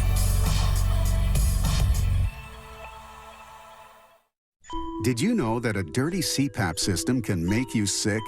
If you knew what could be growing in your mask and hose, it would keep you up at night. Now, SoClean.com has released the world's first automated hands-free CPAP cleaner and sanitizer. SoClean is fast, effective, and hands-free, killing 99.9% of all CPAP germs. Try SoClean now through this special TV offer free for 30 days. Just call 800-857-8760. My health has improved. It's simple to use, and I'm not worried about infections. SoClean works on most CPAP machines and popular masks, destroying CPAP bacteria and germs without the daily hassle of washing your system by hand. Just place your mask in, close the lid, and walk away. Voila, sanitized and ready to use. Try SoClean risk-free for 30 days. This is a limited-time offer. Call now, 800-857-8760, or visit SoClean.com today. Taco Bell's new rolled chicken tacos are here. Tasty seasoned chicken, all rolled up with your choice of spicy ranch or nacho cheese sauce. Rolled chicken tacos for a limited time and only at Taco Bell. Golf Talk Canada, presented by Acura on TSN4. CFL football at its wildest, at its most unpredictable. James Franklin leads the Boatmen against his former squad. Can you believe this? And the Lions and Bombers throw down in the pay. CFL on TSN doubleheader. A beautifully lit up Daytona International Speedway. And Rutledge Wood, did I hear someone call you Skipper? That's right, Rick. You know me and water. We go together like lamb and tuna fish over here. I tell you what, you guys, without Bill Francine digging out this spot of the track to make those high banks, then Lake Lloyd wouldn't be here. Luckily, it is our friends at Costa have the dock over here. I grabbed pro angler Russell Cecil, asked him to take me out of the boat. Thank you, Russell. But guys, I tell you what, I got a beautiful view tonight of the sky, the track. You can really see how high those guys are going. The thing I'm wondering is, obviously I've got a great view here, but Dale Jr.'s, you're sitting there watching from the pit box. Do you feel like you're getting a different perspective with your old crew chief sitting there next to you, buddy? I don't know about that. I've seen a lot of races from the pit box, but it is fun to sit here and watch how Steve processes the race and processes what he's seeing. I always wanted to do that when I was driving the race cars. I always wanted to be on the pit box to see you guys how y'all did y'all's work. It's just a different way. A lot of time in scoring, it almost becomes math more than it is videos. Yeah. All right, it's time now for tonight's Subway Fresh Take. Jeff Jr., tell us a little bit about side drafting. Well, things have been pretty calm so far, but this race is going to pick up, and we're going to see a lot more of this. So Ryan Reed, we said he had to come from the back. Well, one of the ways he did it was he side drafted. He put his left front fender on the 52's right rear quarter panel, slowed that car up. Well, watch Christopher Bell. He does the same thing. He gets that left front right on the 16, and that slows the 16 car down and moves the 20 car forward. And our Cup regulars, they know how to side draft too. Here's Larson coming for the lead. He's got momentum already, and the side draft, coupled with the momentum, clears him for the lead. That was a smart move because he knew he had the momentum to complete the pass. And as smart of a move as that was, Kyle Larson struggling to get off of pit road. And he said that he didn't hear the crew chief tell him to go on dropping the jack. Is that a common thing, Junior, Steve? Yeah, Rick, well, basically what happens is from Chicago, where you change 4 tires every time, now you're here at Daytona. Are you going to change just 2? Is it going to be 4? If you do change 2, are we going on the jack or on the gas man? I'd have to repeat it 3 or 4 times. Oh, Dale, you sounded excited. It's not just you. It ain't just me. I mean, you're coming, you said it just right. You're coming from a track where you changed 4 tires every time you come down pit road just about, and you're in that mode. So you do have to repeat it to me. I need that help to remind me to go off the jack. A couple penalties. The 5 pitted out of order. The 20 was over the wall too soon, their crew, and the 39 had an uncontrolled tire. And also the 8 pitting out of their pit box. Green flag flying once again as the start of stage 2. This time on the inside, it's Ryan Blaney.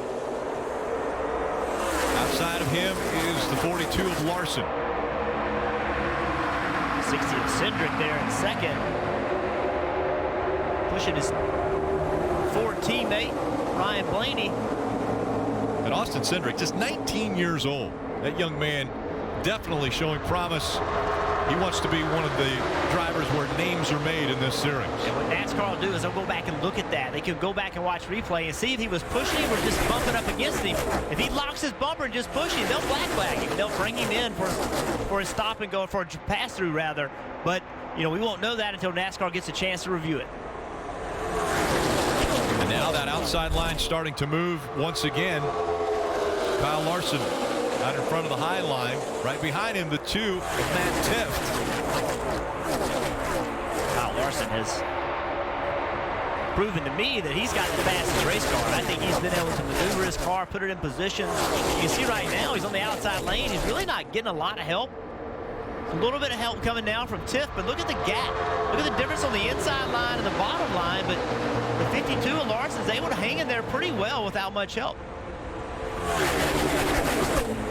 We talked about how great of a seat this is right here. These cars come down and through the trial of a Rick, the energy of these cars packed together as they come by here, pit stall 3, only a couple hundred feet from Dale and I. You can hear just how loud it gets when the group comes by. Tons of energy with all these cars bunched together. How about Shane Lee in the 3, right in the middle of 3 wide. Buffeting around, trying to find some type of a line that he can get in. Marty. Hey, Rick, what a nice top 5 run for Matt Tifft. And it's hard to believe how far this young man has come in the last 2 years. Because 2 years ago this week, he was laying in a hospital bed after removing a brain tumor. They discovered it right after his 20th birthday. He had the surgery. He had to obviously hop out of the race car. But now he's back and fully healed. And today, in essence, to celebrate that anniversary of 2 years, he went to the Florida hospital and visited with these patients. And what a great story he has. As a brain tumor survivor, he can go into the cancer unit and say, hey, I made it through, you can make it through, bringing some joy to those folks suffering with cancer. And Matt Tifft, certainly a fantastic story. Now 22 years old and in a race car 2 years after brain surgery, Rick. Very amazing. And you see Kyle Larson moving back up. Close call there as Larson and Cole Custer were fighting for position. Kyle kept looking for that run on the outside to come. He jumped out. Wow, look at that shot. He jumped out of line twice to get in that outside line. The second time, he was able to use it. He's sitting there now. He's not able to get the lead, but that positioned him where he wants to be. Now he's back in that same situation. He just doesn't have the help from the 2-car Matt Tifft that he needs. And they're falling back. That inside line starts to move a little bit further forward. And what he's got to do, now he really does have to get aggressive with the side draft. Right now he can see that 2-car Tifft does not really have enough speed to help him. So he's going to have to get aggressive to try to slow that inside line down to pull that Tifft to him. Let's listen in to Brandon Jones in the 19 radio on side drafts. Try to maintain this track position we got here. Go forward. Keep getting more and more aggressive on your side drafts, learning what your car can do and what it can't do so you're in position for the end of this thing. Copy that. So they're looking at it. They're thinking about it. Every lap. 40 laps in of this 100-lap race. Just 21. Now 20 laps to go in stage 2. Ryan Blaney out in front of Austin Cindric at Daytona. NASCAR on TSN is brought to you by Honda Indy Toronto, taking place on July 13th through 15th at Exhibition Place. Get tickets at HondaIndy.com. Get ready to see fast-paced entertainment like you've never seen it before. The 2018 NASCAR Pinty Series hits the streets of downtown Toronto at Exhibition Place. Don't miss the Verizon IndyCar Series on Sunday and Saturday's main event, the Pinty's Grand Prix of Toronto.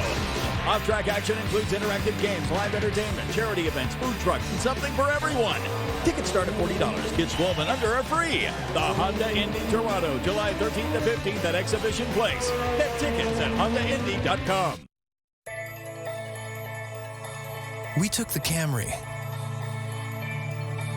and we reimagined, explored, crafted, and transformed. It all comes together seamlessly in the beautifully transformed, all-new 2018 Toyota Camry.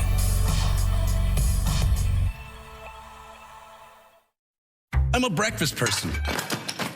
But what's really important for you in a hotel? Location, cleanliness, Or maybe the quality of your bed. Well, you're in luck, because Trivago's got you covered. Trivago shows you how all the things you like in a hotel stack up against other hotels. Ratings for breakfast, location, and even cleanliness are calculated for more than 140 million reviews. I'll take that. And that's just one more way Trivago helps you find your ideal hotel for the best price. Hotel Trivago.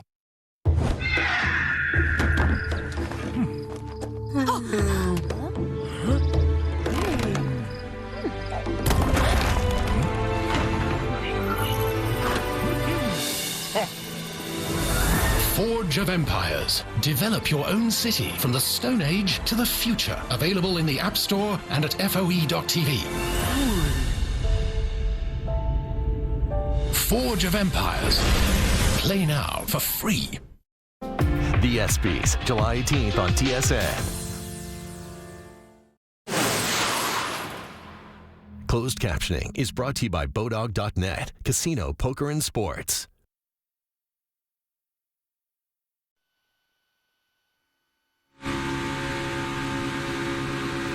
Stars and Stripes weekends continue, and what a place to be. Bring your family out. Kids 12 and under, they are free for every Xfinity and Camping World Truck Series race on the schedule. There's discounted tickets for the Monster Energy Cup Series events. Just go to NASCAR.com/kids-tickets to learn more about it, but what a great place to bring your family and create memories.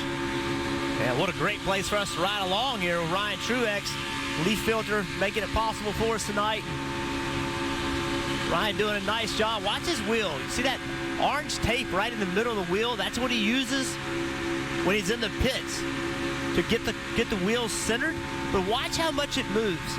And some of that's just nerves. Some of that, when you get in the corner, you're just moving it, waiting for something to happen. But what he's trying to do right now, he's trying to get to Chase Elliott's rear bumper to give him a push. If he can just hit him a little bit and give him a shot, get that upper line moving, just inches at a time. You're not going to just make a big gain unless something happens on the bottom. So the goal is to get a half a car length, a quarter car length. Just get there lap after lap. Yeah, you got to work that side draft real hard, especially with this outside line struggling the way it is. You got to push this guy in front of you, and you got to side draft as much as you can. Even if the guy behind you on the inside line is able to side draft you, just stay tight on the side of that car until somebody can come up from behind and give you some help. Hold that guy in position until somebody can come give you some help. Kelly.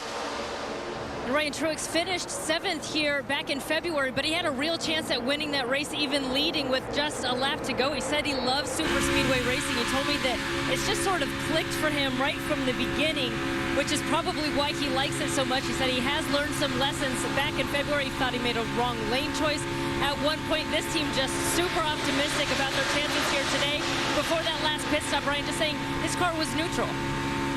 Ryan Truex right now running in the 9th position, a couple spots ahead of him in the 21. Daniel Hemrick running 3rd. Let's listen into the radio. He's got really good help out back with the Warren. He's trying to help us. The 00 he's just so good right now. Again, bottom lane's way better. There's about 11 bottom lane. Keep working here. Maybe we can get the 2. Maybe we can get the 2, then the 1 will help us get around the 00 here. Still outside full 2. 1's coming, half back. That's a spotter, Brandon Lyons. Brandon just started spot return to play races. This in February was his first race. He and Daniel Hemrick have known each other forever. He spotted him in late model racing a long time ago, and here he is at Daytona trying to help his friend win this race. Now they're getting 2 wide, 3 wide back behind this line at the bottom of the track. And we've seen already 9 cars that work together to end stage 1 at almost a 2-second gap over the rest of the field. And they're not really staying in line as much this time by. We're seeing them try to separate. And there's the 9 of Tyler Reddick, continuing to find a line around and make some moves around this racetrack. Parker. And Rick, one of the cars you see at the back of that pack right there in the middle, you see that red, white, and blue car, mostly white. That's the 20 of Christopher Bell. Remember, he slid through his stall in under the pit in the end of the first stage, and then had to come back in and actually repair a little bit of damage on the front of that nose. And he's taking his time right now, and guys, I think that's a good thing, because before this race we talked to him and he didn't sound too enthused about super speedway racing. And even earlier today I asked him, what is about super speedway racing? What do you need to learn? He said, in the truck series I could drive from the back to the front so quickly. I really understood the draft, but in these cars I just have not figured out the draft. I don't know how to create runs, and so a lot of this race is going to be out learning how to create those runs. And as he gets his experience coming all the way from 34th at the restart to now being just inside the top 15. Well, it's a good run for him. Parker, you mentioned that mistake coming to pit road. That's where he lost all the track position. So now we're coming to lap 50, halfway in the race, as we take another look at this right here, Dale. Just too much rear brake, the car spins around. But now, what does he have to do on the racetrack? What kind of patience versus aggression does he have to manage now that we're halfway through this race? Well, it's a plate race, so there's a lot of opportunity to make up that ground on the racetrack and make it up through strategy. So he can relax, take his time working his way through the field, make a mistake on pit road, try not to make it again, and don't tear the car up. Don't get yourself in a crash being too impatient trying to work through this traffic, because you do have a lot of the race left.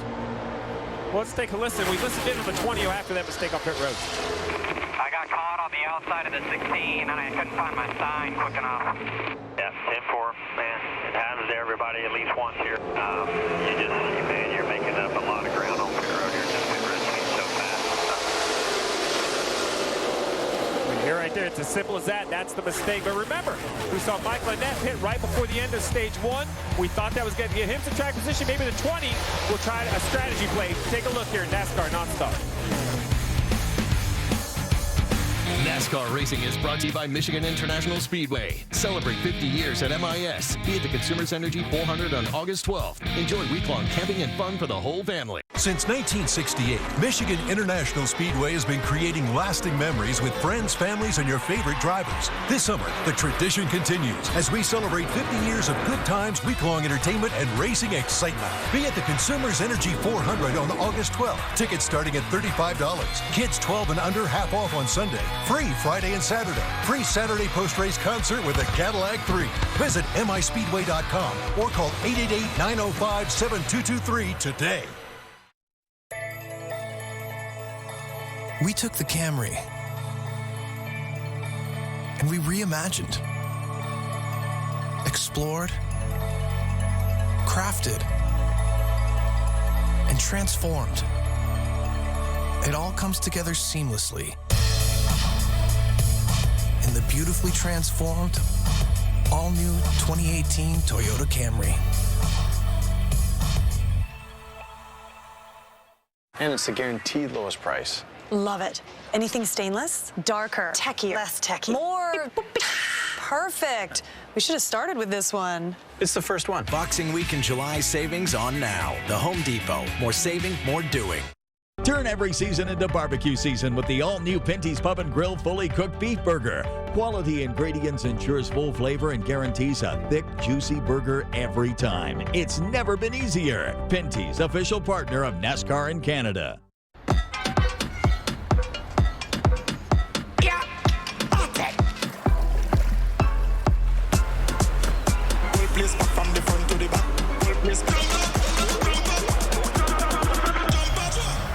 Taco Bell's new rolled chicken tacos are here. Tasty seasoned chicken, all rolled up with your choice of spicy ranch or nacho cheese sauce. Rolled chicken tacos for a limited time and only at Taco Bell.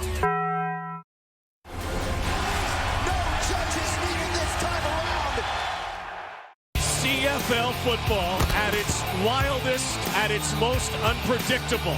James Franklin leads the Boatmen against his former squad. Can you believe this? And the Lions and Bombers throw down in the pay.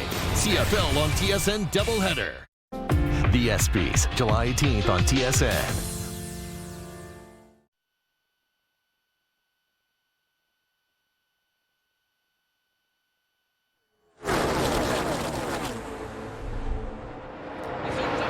It's NASCAR Xfinity Series Racing from Daytona. Telecast presented by Subway. Dave. Rick, running back to the garage area now. The 18 car of Ryan Preece has driven into the garage area somewhat under power, but they believe there may have been some debris that went through the radiator. The pole sitter went back in the field early, was having trouble, and now it appears he's done for the day, getting unbuckled. Very unfortunate for Ryan Preece. We mentioned at the top of the show, the last time he was behind the wheel of that 18, he went to victory lane from Bristol. But now, looks like terminal problems for the 18 as they're back in the garage and the driver's out of the car. Great battle up front for the lead. Ryan Blaney blocking now as Chase Elliott has made his way up there into second.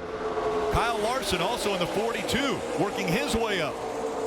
I'm going to tell you one thing I think has changed this game a little bit is I'm seeing some lightning bolts off of turn 4. So is weather in the area? I saw a couple lightning bolts out the window, and that information is being relayed to these drivers at the end of stage 2. If it were to rain, that would be the completion of the race. So these guys, you can see the intensity level is picked up. Ryan Blaney blocking, driving out of his mirror right now. Here comes Kyle Larson on the high side. It took forever for that upper line to get going. It took a lot of experience. You saw some Cup guys. You saw Elliott Sadler get in that top lane, and that's what finally made it work. But Ryan Blaney, that blue and yellow 22 car, he's done a great job of blocking. Riding along with Tyler Reddick, February's winner from right here at Daytona. Hoping that outside line run's going to give the 42 of Kyle Larson a shove. Can't quite get to his bumper. Kyle's wanting to just get up there and hit him. Side drafting there by Chase Elliott, trying to back that 42 up. Blaney out front. Justin Haley in that white car, 24 car on the outside lane, and 7th. He just won his first truck race a few weeks ago. Marty. And guys, to add to this with weather in the area, also Kyle Larson said a moment ago, my car is so loose. So Jeff, how much of a handful does that make it in a draft like this when your car is extremely free? Yeah, especially when you got Reddick right behind you giving you those shots. And Reddick gives you a shot in the middle of the corner. Oh, that's the move right there. Big move by the 42. Larson fakes to the outside, goes to the inside, goes right on by Blaney, and Larson's back out front. He got a good run, caught Blaney where he really couldn't block him. Went to the right, then went left. Didn't give Blaney a chance to counteract. Now you're going to see that 42. He's going to get really wide. Going to try to block both lanes. Pay attention to which lane's getting the run. Spotter's got to be talking nonstop. Things really heating up here up front. Larson blocking, trying to stay in front of the line that has momentum. Blaney, everyone closing the gap now between doors. They're door to door, trying to side draft the other line, backing it up so that they can go forward. Larson right now, he's hardly looking out of the front windshield. It's all in the mirror every now and then, just to understand where you are, but it's rear mirror, it's A-post mirror. Try to see the inside line, try to see the outside line. He saw the 23, starting to make a little run, so now he's going to go to the bottom. Now he's looking in the mirror again. He sees the 22 trying to make a run, nothing going, stays in the bottom. Spotter's talking to him, saying no run from the outside, so he just continues to block the bottom. Now he goes to the top, and the line started to come. Coming up on 1 to go in this stage. Once again, Kyle Larson out front. Chase Elliott leading the bottom line. Ryan Blaney on the outside line. Blaney with a run. Kyle Larson immediately blocking. Then Elliott. Chase Elliott tries to make the run on the bottom. Larson goes down there. Now back up to the top with Blaney. Ryan Blaney, the Pied Piper here at Daytona. Everyone following.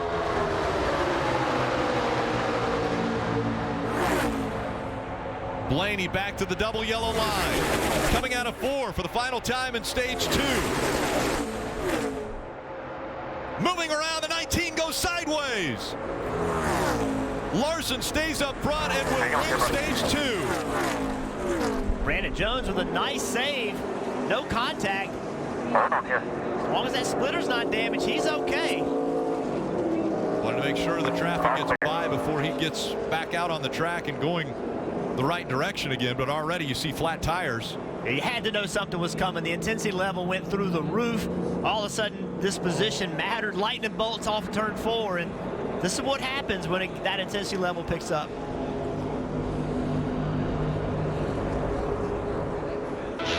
Close calls that last lap. Great shot from Cole Custer. 19 of Brandon Jones just really came around on him. really no contact from anybody, just behind all those cars. Not much air to push the car down. Lost the downforce. Really nice job, though, to keep from causing damage. NASCAR on TSN is brought to you by Honda Indy Toronto, taking place on July 13th through 15th at Exhibition Place. Get tickets at HondaIndy.com. Get ready to see fast-paced entertainment like you've never seen it before. The 2018 NASCAR Pinty Series hits the streets of downtown Toronto at Exhibition Place. Don't miss the Verizon IndyCar Series on Sunday and Saturday's main event, the Pinty's Grand Prix of Toronto. Off-track action includes interactive games, live entertainment, charity events, food trucks, and something for everyone. Tickets start at $40. Kids 12 and under are free. The Honda Indy Toronto, July 13th to 15th at Exhibition Place. Get tickets at HondaIndy.com. Pinty's Pub and Grill sauces. Fresh flavors right out of the bottle. Now you can add your favorite Pinty's flavor to any dish. Make every night a Pinty's night. Pinty's, official partner of NASCAR in Canada. We took the Camry and we reimagined, explored, crafted, and transformed. It all comes together seamlessly in the beautifully transformed, all-new 2018 Toyota Camry.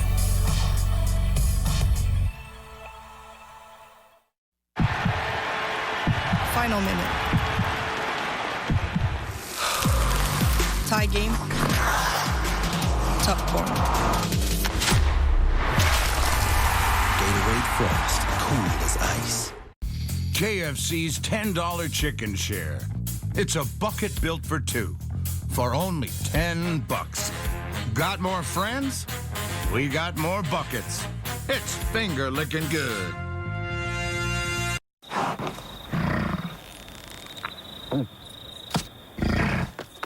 At least tonight can be super. In Super 8's fully updated rooms, complete with local photography. Super 8. See you on the road. On the next Amazing Race Canada, teams head to Dawson City, where a detour has them taking a kick at Can-Can. I can do that. While others find their cards just don't add up. Then, it's a modern-day gold rush. Let's go. As they look to strike it rich in search of an express pass. We need this. The Amazing Race Canada Heroes Edition. Tuesday at 8, 9 Mountain. On CTV. Brought to you by Chevrolet, official vehicle sponsor of the Amazing Race Canada.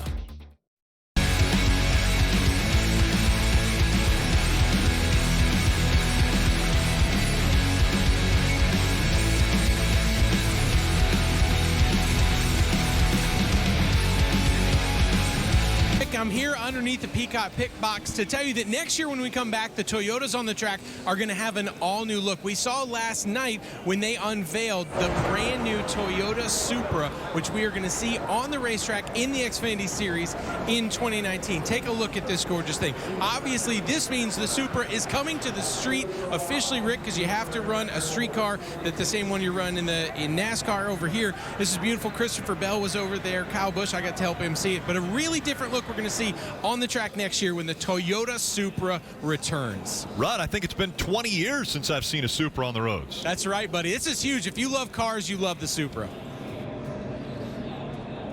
And so a new look for Toyota next year in the Xfinity Series. Now we'll see how the crews do. Kyle Larson, last time, had the lead coming onto pit road, lost the lead, but was able to battle back on the racetrack and get it back. Larson, Chase Elliott, Austin Cindric, Ryan Blaney, Justin Allgaier, they're the top five. Again, it will be a sprint to the finish after this pit stop. And the field coming onto pit road now. Kelly. And we'll start by looking at that 60 of Austin Cindric. He was just loose and unstable off the turn, so they're going to make a track bar adjustment, move it down 2 rounds, and the call was for 2 right side tires. Chase Elliott, that 23 car, was happy with the adjustments that had been made to his car. They were debating between 2 and 4 tires. He asked for 4. They're going to put tape on the nose. Sunoco Fuel, Marty. Not only is Kyle Larson getting laps tonight, his Cup pit crew also getting some reps here on pit road. They are pitting him tonight. He's had much looser on this run to his crew chief, Mike Shilput. They go with 4 Goodyear tires, wedge adjustments on the left and right side. And because of those 4 tires, you see all that track position they gave up, Rick. Yeah, a lot of guys going with 2-tire stops. 8 spots made up by Ryan Reed.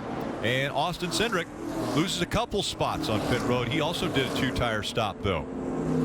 4-tire stop for Chase Elliott, losing 4 spots. Let's see if we can dial up Austin Cindric on the radio, Jeff. Hey, Austin, it's Burton up in the booth. You with us? Yeah, what's going on, Mr. Burton? Well, you're making me feel old calling me Mr. Burton, but I'm going to tell you something, man. You have limited plate experience, but you're doing a great job tonight. Tell me what you're learning. Yeah, definitely learned a lot. It's pretty cool to, you know, run that stage with Blaney there, trying to get one of us a stage win. And it's crazy out here. I didn't tell you that much. A few of those pushes I got from Justin Allgaier were big pushes. But this Odyssey Battery Ford Mustang has been really fast all weekend. It's great we have Ryan Reed now in front of us, so I really have 2 teammates around me, hopefully setting up for a really good, strong final stage. Well, you've been fun to watch so far tonight. Hope it finishes off well for you. Good luck, bud. Yes, sir. Thank you, guys. Hopefully we'll put on a show. Oh, the 19-year-old definitely putting on a show. Austin Cindric, we'll see how he's able to finish this one out when we come back. NASCAR Racing is brought to you by Pinty's, making great food fun. Proud sponsor of the NASCAR Pinty Series. Pinty's Chicken Wings, just like you get at the pub. Official sponsor of the Hamilton Tiger Cats, 8-time Grey Cup champs and kings of Steel Town. Pinty, making great food fun. I told my wife I'm going to paint next Sunday. He's been saying that for 3 years. I say a lot of things. Need a good reason to get started? Buy one, get one free. Offer ends July 8th. Only at your local Deluxe Paint Store. Taco Bell's new rolled chicken tacos are here. Tasty seasoned chicken, all rolled up with your choice of spicy ranch or nacho cheese sauce. Rolled chicken tacos for a limited time and only at Taco Bell.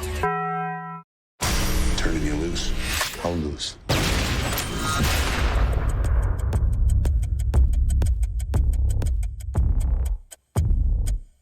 Adios. Sicario, now playing. Golf Talk Canada, presented by Acura on TSN4.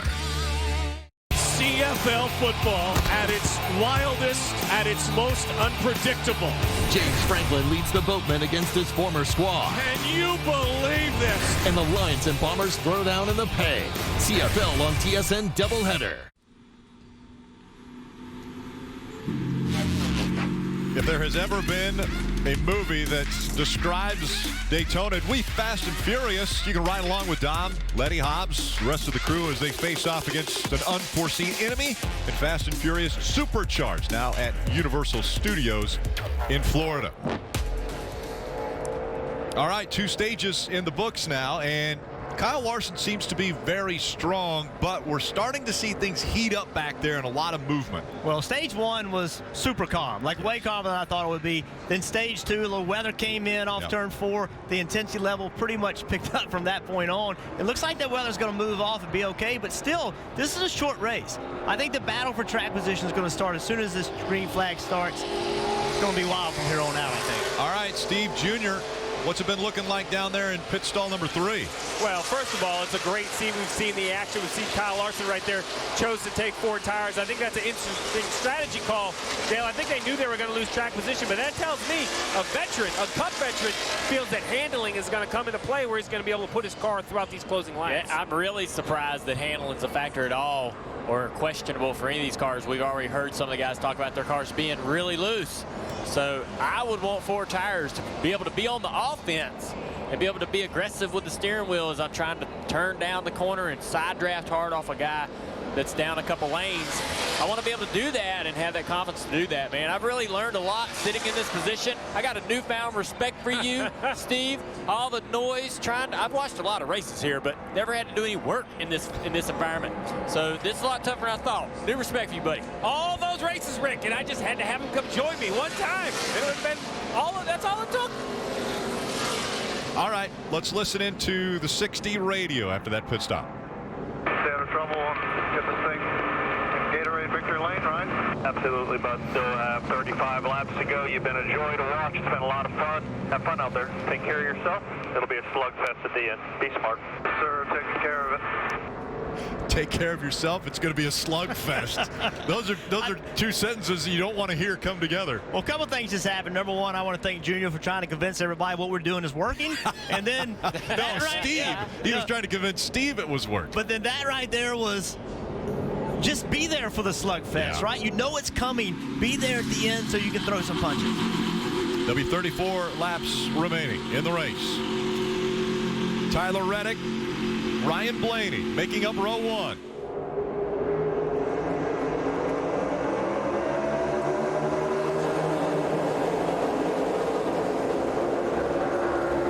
That inside lane, much better restart. Let's Back see if up the to outside line speed. can battle back.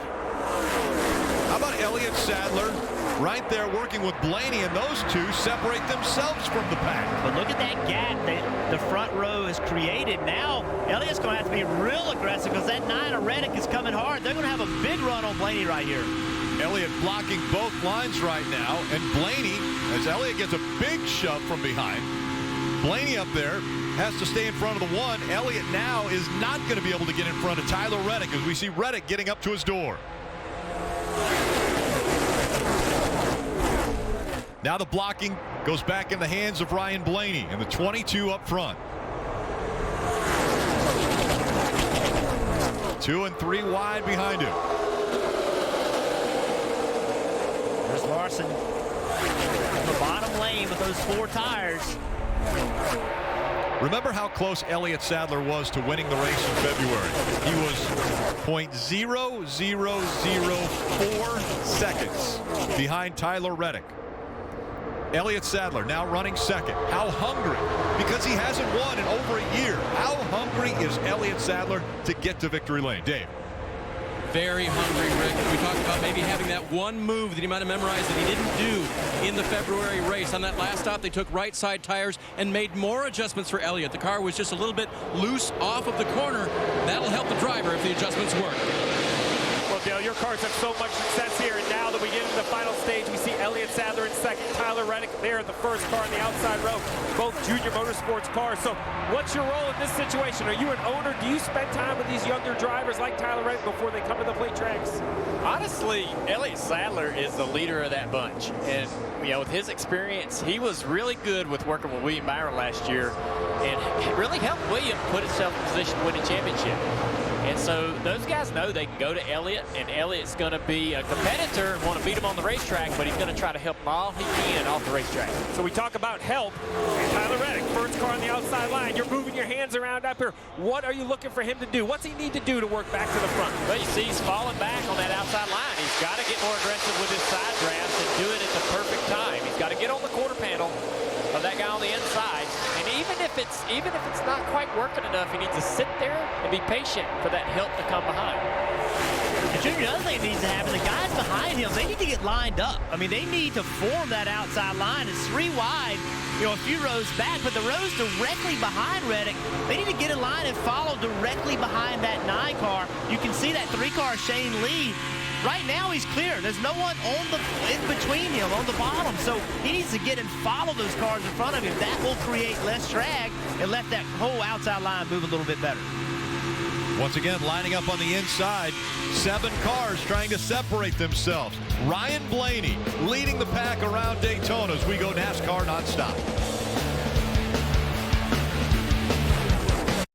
NASCAR on TSN is brought to you by the most luxurious truck in its class, the all-new 2019 Ram 1500. Introducing the most capable Ram ever. Spacious interiors. Powerful potential. signature toughness. And one more thing. The world comes with it. The new reimagined 2019 Jeep Cherokee. Right now, get 0% financing for 72 months, plus $3,500 in total discounts. And it's the guaranteed lowest price. Love it. Anything stainless? Darker. Techier. Less techy. More. Perfect. We should have started with this one. It's the first one. Boxing Week in July savings on now. The Home Depot. More saving, more doing. Pinty's Chicken Wings, just like you get at the pub. Official sponsor of the Hamilton Tiger Cats. 8-time Grey Cup champs and kings of Steel Town. Pinty, making great food fun. Looking for a hotel that fits your budget? TripAdvisor now searches over 200 sites to find you the hotel you want at the lowest price. Grazie, Gino. Find a price that fits. TripAdvisor. The new Double Down Junior and a $5 fill-up. It's the next generation with 2 tenders and bacon. It's just $5 and it's finger-licking good. The all-new Honda Accord is so loaded, we decided the commercial should come loaded too. So, here's a celebrity race car driver, some super dramatic music, a beautiful model splashing in water, and the gratuitous helicopter shot. Loaded with standard features. The all-new Honda Accord, the North American Car of the Year. Lease from just 0.99% for 36 months.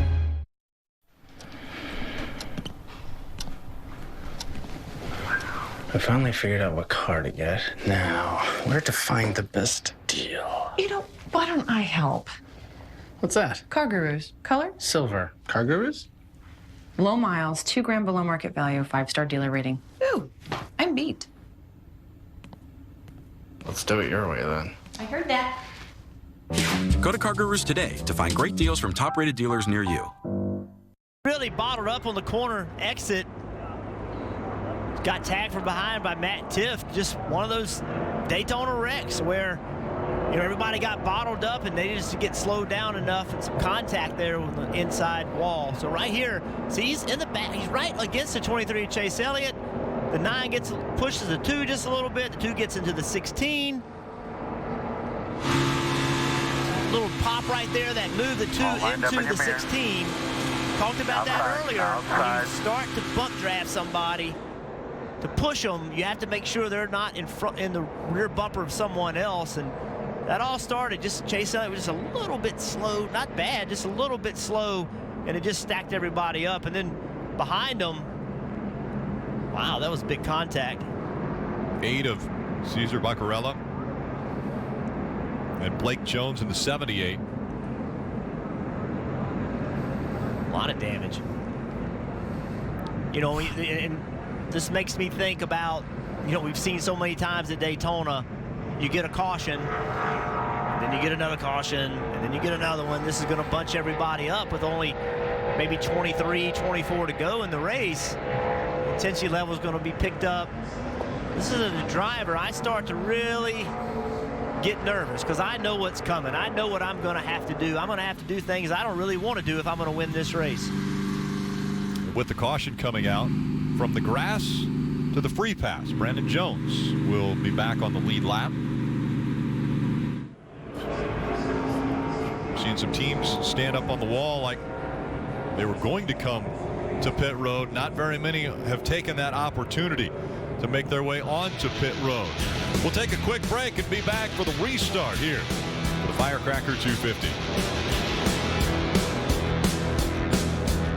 NASCAR racing is brought to you by Michigan International Speedway. Celebrate 50 years at MIS. Be at the Consumers Energy 400 on August 12th. Enjoy week-long camping and fun for the whole family. Celebrate Michigan International Speedway's 50th anniversary with good times, week-long entertainment, and NASCAR. Be at the Consumers Energy 400 August 12th. Tickets start at $35. Kids 12 and under half off Sunday. Visit mispeedway.com today. Turn every season into barbecue season with the all-new Pinty's Pub and Grill fully cooked beef burger. Quality ingredients ensures full flavor and guarantees a thick, juicy burger every time. It's never been easier. Pinty's, official partner of NASCAR in Canada. They say I'm a nice guy. But what they don't know is that I have a darker side. A badder side. A side you don't want to be on the wrong side. Hey, honey. Did you remember to get the milk? So as I was saying, I can be merciless. Infinity, empower the drive. Hey Canada, we are so excited to launch our Scott Living Furniture and Mattress Collection. Exclusively at The Brick.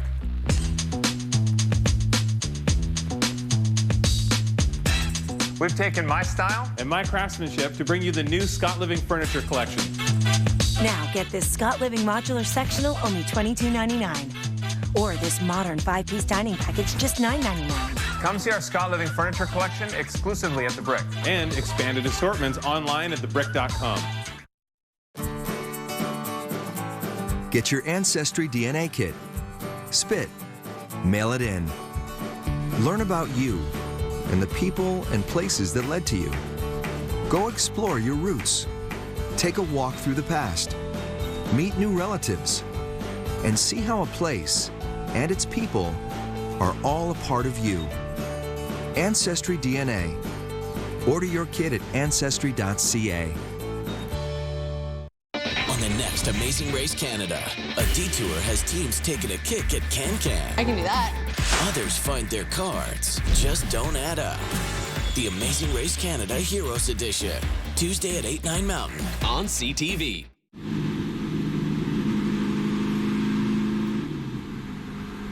It's NASCAR Xfinity Series Racing from Daytona. This telecast presented by Subway. Let's go to the Toyota Camry on-track car, Jeff.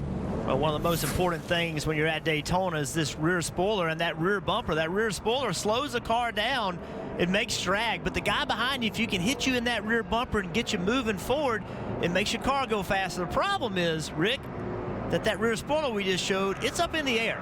And it makes it really difficult to see the car in front of you. So we just heard some really cool radio transmissions that will talk about the challenge of seeing over that rear spoiler. Nothing I can do there. I got such a big hit from the 9, turned me sideways, and the only place I had to go was 16, or else it was going to wreck us. So that was all I could do. Yeah, I just told Herb, told 9 got into us, nothing we could do there. That's why I keep you posted what's in front. No pushing when the guy in front's pushing.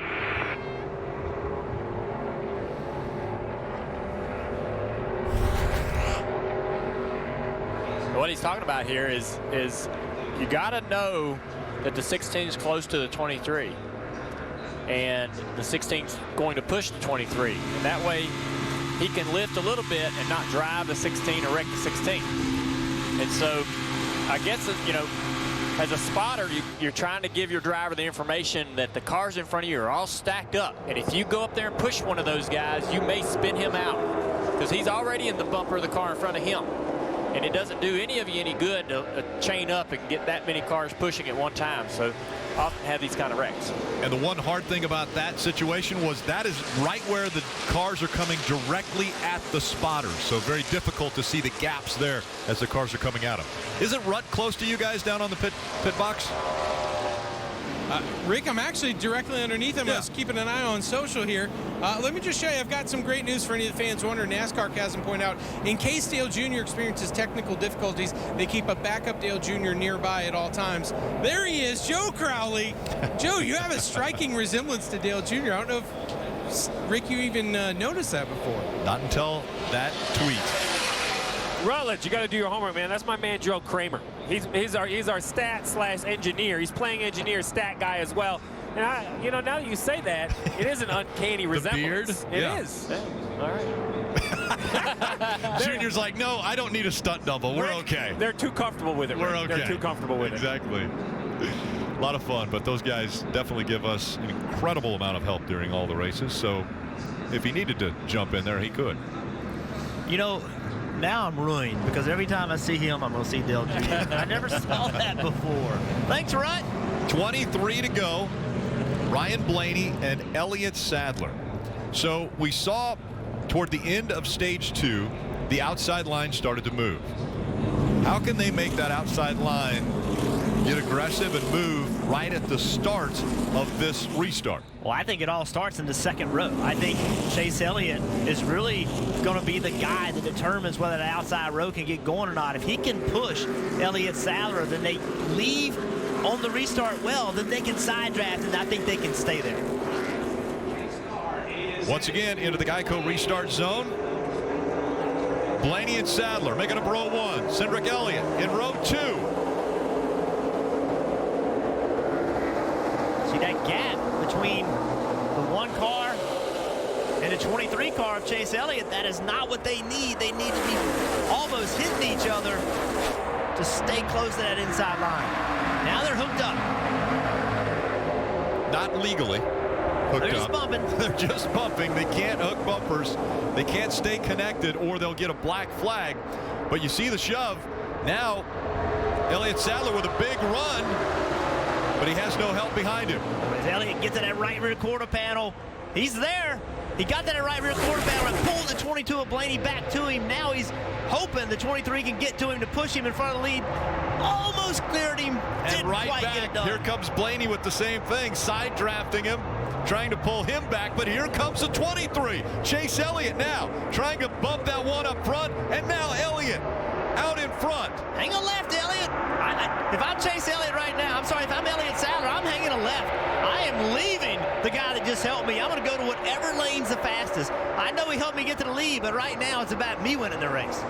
It's hard to decide, though, because both lanes look great. There's a lot of cars forming on the outside line. It's got the tighter, the tighter bumper-to-bumper action, and that's where the energy is going to be coming from, Jeff. That's what the spotter's trying to tell, but he goes to the bottom here as the bottom line starts to form.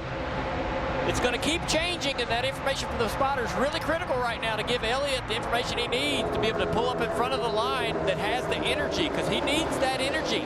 They're going to shove him forward. He'll jump in front of the 23 here, get a push. See him push his car away. He also stalls that 23. That gives him a chance to get back down the bottom, maybe get a push from the inside line. And you said got a push. They never touched. Is there that invisible air bumper that we've been seeing? We always called it the beach ball effect. Imagine a giant beach ball in between the cars, and when the 22, if they, there is a chance when they kind of pop that beach ball and you get to the bumper, but if that doesn't happen, you can't get shoved away by the car behind you. That beach ball stays intact. That's the goal of building a good speedway car. We talk about how well it pulls up to the car. You want a car that can drive through that beach ball and get all the way to their bumper, because that way you can pull out the pass before you help the car in front of you. People think we're crazy, but that's exactly what it feels like. It feels like a giant beach ball in between you and the car behind you, and you want that to stay there. And that's what Elliott needs to be, moving in front of both lines to get the shove and get the momentum, keep the momentum in his car, so that they don't break that beach ball or break that bubble and get to his bumper. But it looks like that with movement like that. Oh, he got to the left rear quarter panel. Blaney able to get to the inside of him, and now Blaney trying to take the lead back. But you saw the one, Elliott Sadler, trying to do the side drafting once again to take the air and put it on that spoiler of the 22 to slow him down. But now that inside line forming up solid again. They're side by side for the lead. That time the gap between 1 and 2, 18 one-thousandths of a second. Elliott Sadler, big run right there. You saw what he did. Oh, around goes the 60. Austin Cindric wrecking in front of the crowd. Daniel Hemrick's caught up. Tyler Reddick, Cindric, barrel rolls. See when you're done, probably. Lands back on his wheels. Okay, Matt Timm trying to make a lot happen. Joey Gase in the 35, sitting right up against the 60 now.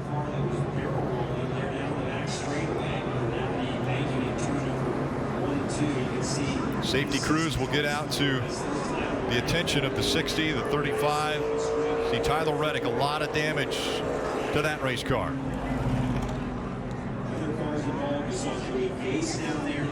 We saw Cindric getting sideways as he was coming through the tri-oval.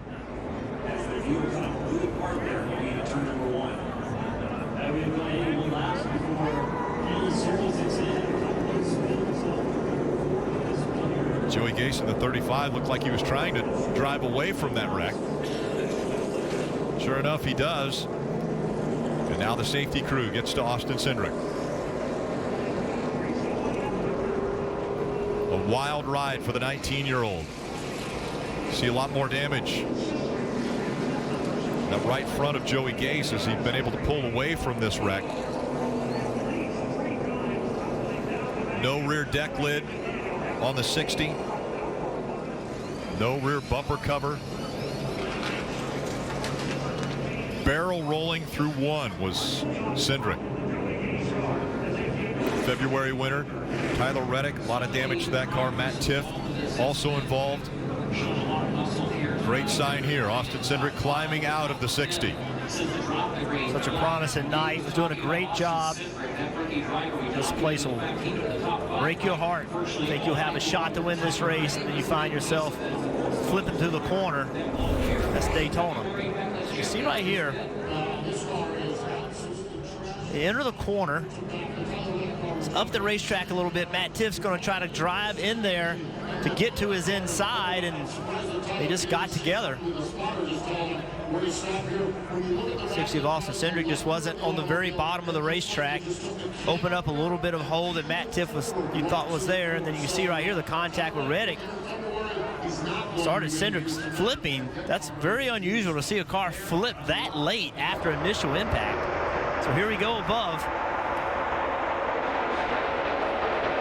Well, Jeff, you knew it was just a matter of time. It was trying to get really bunched up too wide, and Matt Tiff thought it's under 20 to go. He had to make a lane. You see that tumble, as you mentioned, really rough for the 60 car, but basically Matt Tiff thought it was time to try to make it 3 wide. And we've seen that before, Dale, out of the tri-oval.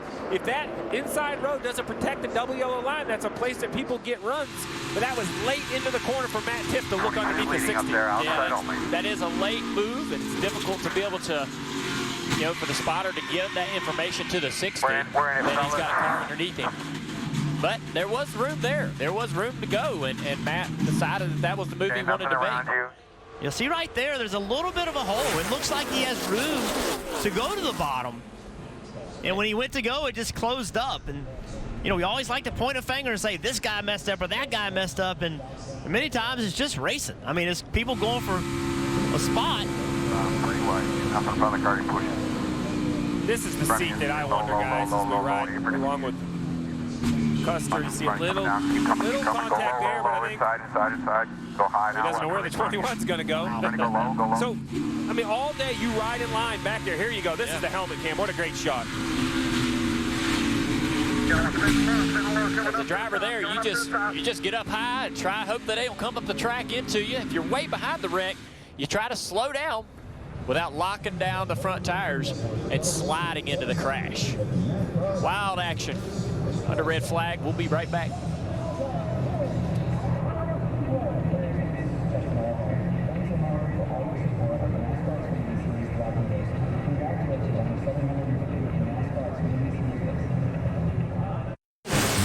TSN is brought to you by the most luxurious truck in its class, the all-new 2019 Ram 1500. Introducing the most capable Ram ever. Spacious interiors. Powerful potential. Signature toughness. And one more thing. The world comes with it. The new reimagined 2019 Jeep Cherokee. Right now, get 0% financing for 72 months, plus $3,500 in total discounts. And it's a guaranteed lowest price. Love it. Anything stainless? Darker. Techier. Less techy. More. Perfect. We should have started with this one. It's the first one. Boxing Week in July savings on now. The Home Depot. More saving, more doing. Pinty's Pub and Grill sauces. Fresh flavors right out of the bottle.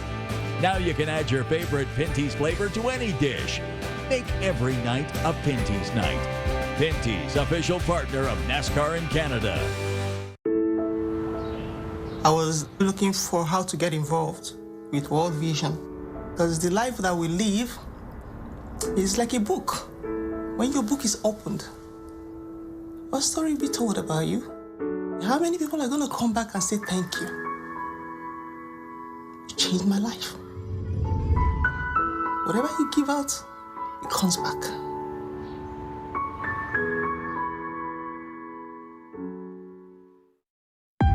Spacious interiors. Powerful potential. Signature toughness. And one more thing. The world comes with it. The new reimagined 2019 Jeep Cherokee. Right now, get 0% financing for 72 months, plus $3,500 in total discounts. Don't mess with my heart. I can't handle any more pain.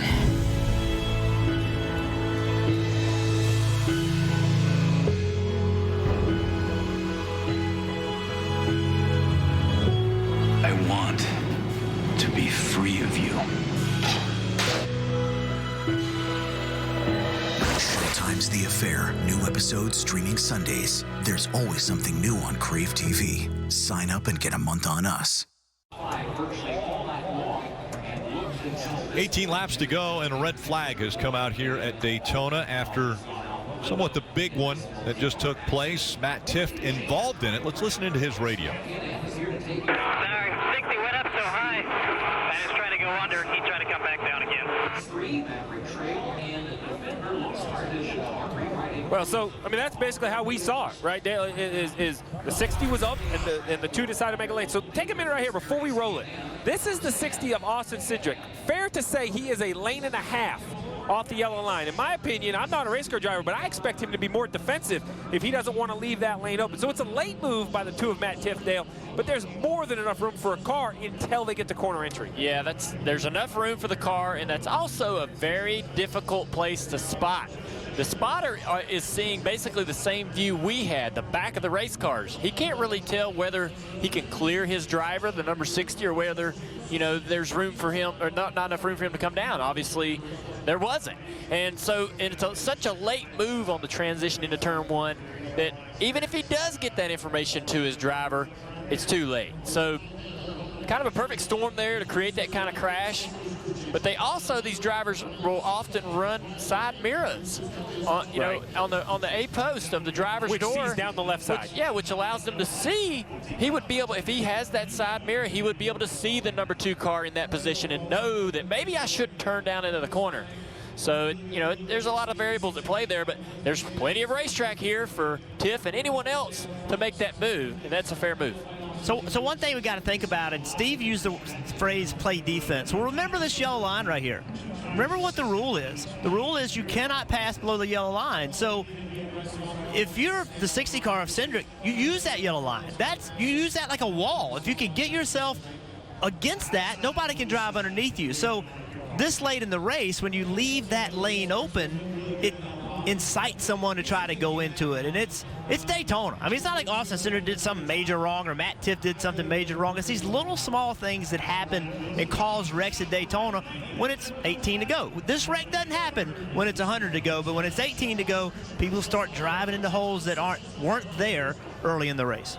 Yeah, Jeff, and that's what's going to happen as laps wind down. But Dale, you and I had this conversation earlier today. You're explaining to some of the TV guys about these accidents. Take us in the cockpit. What's it like when you get one of these big wrecks and next thing you know, you're upside down? Well, this crash right here, I mean, those are jarring hits as this car's bouncing and tumbling down the racetrack. You're banging around in there, and that's very difficult. In the faster flips, where the car's flipping quickly down the straightaway, you're kind of the force is actually, the inertia is shoving you into the seat. So it's hard to tell when you're upside down and when you're not. Really, you can only tell visually by seeing grass and the ground and all those things coming at you. It almost feels like somebody rolls a prop wall of grass up against the door of the car when you're flipping over on the driver's side at a high rate of speed. The inertia shoves you down into the seat. I've flipped enough to know this, obviously, but it's a weird feeling. There's some weightlessness, quietness, then all hell breaks loose when cars are smashing into you, and hopefully, you know, you're not getting hit while you're upside down. You kind of get nervous about things like that. That could be a potentially bad situation. But this was pretty uneventful, and we're glad he was able to get out. Hey, you know what's great about that interview? I learned something, which meant I never flipped. I didn't know what it was like, so he was teaching me something. Oh, my God. Well, you wouldn't have never flipped. I was talking to Denny Hamlin earlier today. He's never flipped a car. I mean, I thought everybody That's flipped a goal, man. Right? He beat the tires on the ground.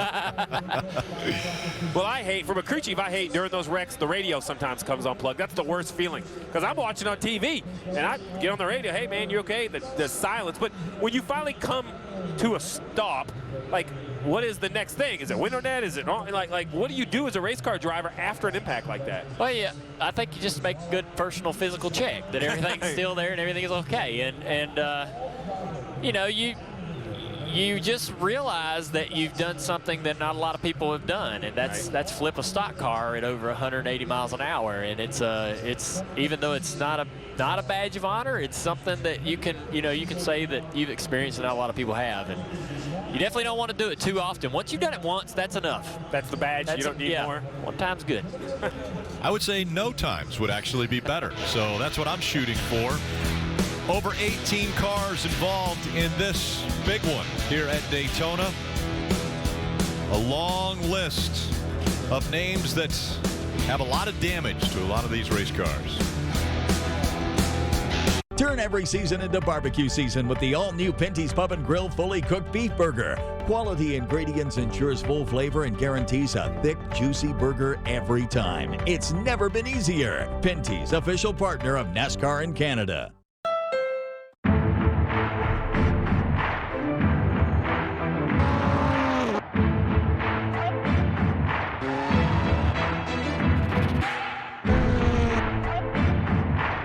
How long would it take to show you more than 50 years of racing history? I've gotten it down to about 4.9 seconds. Now, during the Checkered Flag event, lease a Civic sedan from only 0.99% for 48 months. Plus, get a $750 Civic bonus. Dad, what's with your toenail? Oh, that, I'm not sure. It's a nail fungus infection. That's gross. It's contagious. You can even spread it to other people. Ask your doctor about prescription treatments that can be applied to the nail. Don't give up. Don't ever give up. Earning the Jimmy V Award tonight is amazing. The best come together to honor heroes and to recognize the greatest moments from the year in sports. The ESPY goes to Kevin Durant, Simone Biles, Michael Phelps, Mr. Prescott. Golden State Warriors. Want to thank ESPN, everybody who voted for us. It's always fun coming here. The ESPYs, July 18th on TSN. Xfinity Series back under the lights next week, next Friday at Kentucky Speedway. Race coverage begins 8 p.m. Eastern on NBCSN. We've already seen what being under the lights can do to this series. Crazy wreck just taking place. Elliott Sadler, 3 second-place finishes without a win at Daytona. He doesn't want to add to that number. Let's see if we can talk to him. Hey, Elliott, it's Burton. You with us, bud? Close up. Jeff, you got the 0-1 car right now. 0-1 car. Yeah, we'll let them talk just for a moment. Make sure we're clear.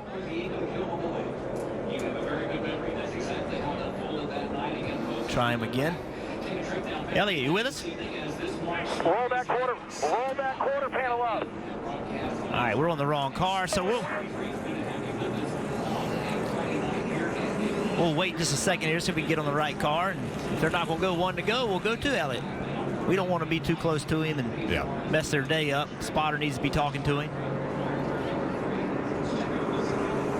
Again, Elliott Sadler looking for a win. It's been over a year. Been very consistent. Run up front, led in the points. But no win here at Daytona. That's a statistic he wants to change. Pits are open right here. I'm pretty sure Elliott Sadler and his team aren't going to pit, but we're going to stay off of his channel to make sure that team doesn't need to talk to him. It'll be 17 to go when they cross the line. If you were going to take the opportunity to come to pit road here, 16 of Ryan Reed will do it, but the one stays out.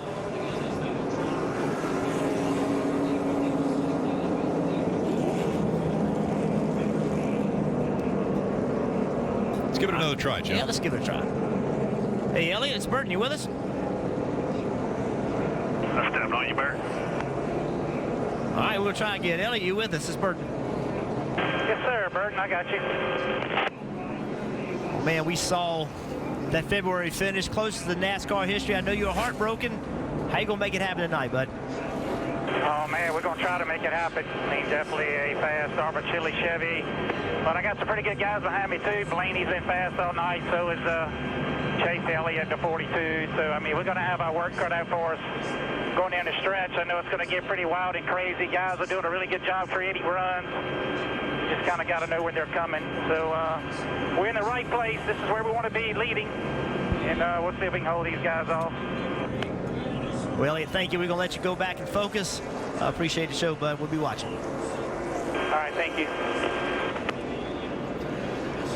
All right, let's listen in to Austin Cindric's radio, the 60. He was involved in the barrel roll just moments ago. Austin, there you know the way to put this. I'm just going to let you know. There's some guys out there that are racing without ethics, man. They're hitting guys in the middle of the corner. They're hitting guys through the travel when they should. Yeah, I copy that. I know what you mean. Been on the receiving end a few times, so. And he got that information just before the green flag came out, and then you see the carnage afterwards. And now he's standing by with Kelly. Yeah, it was quite a tumble, so we're glad, Austin, to see you okay outside of the Infield Care Center now. And you've just seen one replay there. We heard the radio from Joey Meyer kind of warning you about the way guys were racing. What happened out there? It's just unfortunate. I mean, you come to the end of these super speedway races, obviously tempers are going to amp up, but honestly, I've got too much to complain about and way too much more to be thankful for. I got to thank everybody at NASCAR who focused on making these cars safe. Everyone at Bell Helmets. Obviously, I have no injuries. I feel just fine like I did at the beginning of the race. So I got to thank everybody at Roush Fenway and Odyssey Batteries. Obviously, the Roush guys make some pretty safe cars to go through a few tumbles like that. So I just wish we could have better races. You know, these guys have been working really, really hard on the 60. Ty and Chase, they got some really good momentum after getting, 2 top 10s in a row, and we were kind of on the way to do that again today. So good luck to all the Fords out there, and hopefully Blaney or Ryan Reed can get it done today. Such a strong run cut short there, Rick. Strong run indeed, and ends with a barrel roll. We go NASCAR nonstop.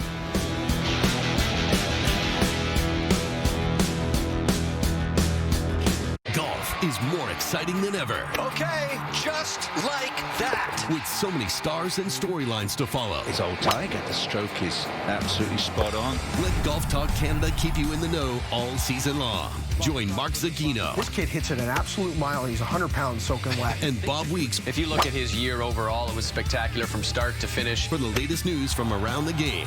Golf Talk Canada, presented by Acura. Wednesdays on TSN 4. On the next Amazing Race Canada, teams head to Dawson City, where a detour has them taking a kick at Can-Can. I can do that. While others find their cards just don't add up. Then, it's a modern-day gold rush. Let's go. As they look to strike it rich in search of an express pass. We need this. The Amazing Race Canada Heroes Edition, Tuesday at 8, 9 Mountain. On CTV. Brought to you by Chevrolet, official vehicle sponsor of the Amazing Race Canada.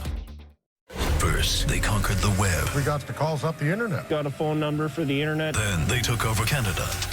Is the world next? Hit her batter. Let's get at her. It's Crave TV's original series, Letterkenny. It's a Texas size 10-4. Every smashing episode.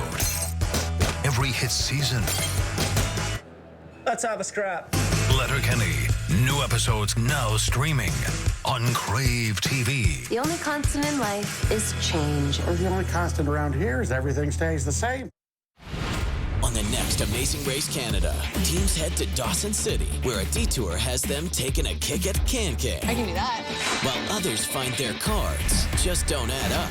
Then, it's a modern-day gold rush. Let's go. As they look to strike it rich in search of an express pass. We need this. The Amazing Race Canada Heroes Edition, Tuesday at 8, 9 Mountain. On CTV. Brought to you by Chevrolet, official vehicle sponsor of the Amazing Race Canada. Ladies and gentlemen, it's time to enter the human mind. He made all the people laugh and laugh and laugh. It's Stand-up is survival. For me, that's jazz. That's what I have to do.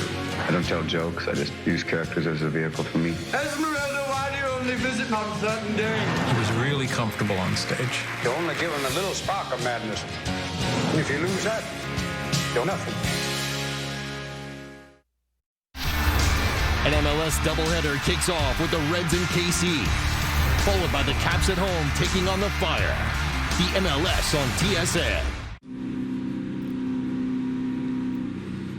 Jeff, already we've seen the craziness here in the Xfinity Series. Tomorrow on NBC, it's the Coke Zero Sugar 400, and it's going to be even crazier because these guys are so hungry to knock off those big three. What do you expect to see tomorrow? Well, it's Daytona, and not only do people need to win to get themselves into playoffs, but it's also winning at Daytona, and everybody wants to be a Daytona winner. So with only a few winners this year, points matter, and having good finishes and winning a race, move to the playoffs, I think it's just going to create an intense race. And we've seen the Cup cars, they don't handle as well as these Xfinity cars. So it's going to be interesting to see how those cars drive. They have some new rules. They say they draft better. I'm expecting to see an exciting race. What do you guys think down on the pit box? Well, Jeff, I agree. I think, listen, 9 races to the playoffs. That matters. There's a list of drivers that have to look at this as their best opportunity. There's another list of drivers that are thinking about making it on points, Dale. How are they going to drive? Can they be aggressive?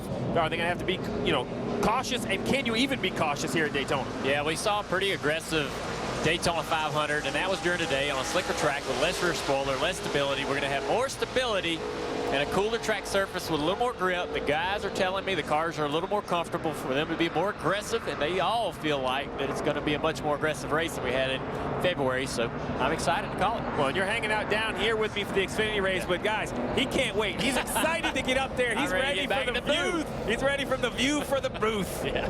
We'll get the drivers together tomorrow. Yes, Jeff and Dale Jr. be able to experience that race together. Looking forward to it. That experience that Dale Jr. has, so many wins here. It'll be amazing to be up in the booth watching and explaining what's going on and hear his idea about what people should be doing. And I would venture to say that one of the very best will be up here explaining it all tomorrow. Only 13 laps to go. Guys, let's take a look at the replay. Look at the tape on the steering wheel. That's the center mark for the steering wheel for Ryan Truex. He's going to go through this crash. This is something I was watching.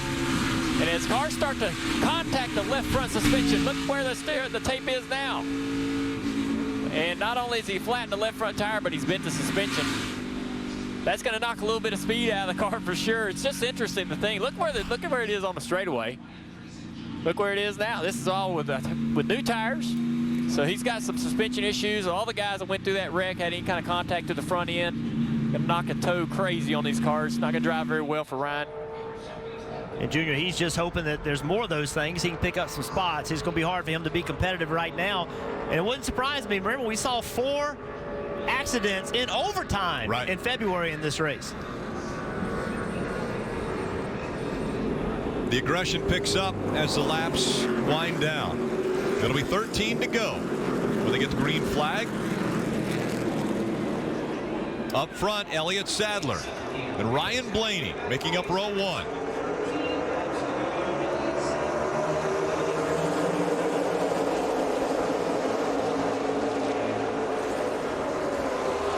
Sadler getting a little help from Chase Elliott. Ryan Blaney out there on his own trying to side draft.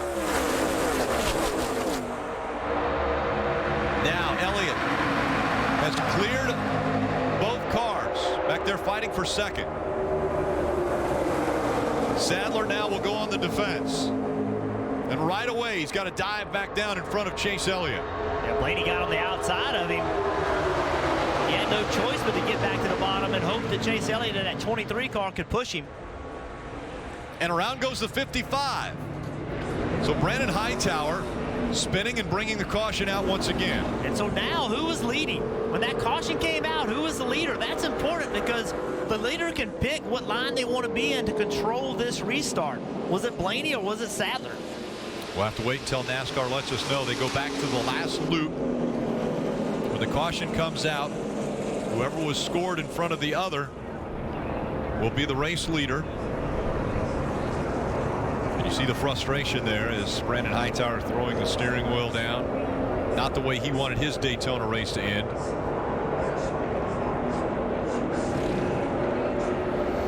Elliott thinks he's out front. Ryan Blaney will wait, as will we, to find out who is officially out front when the caution came out.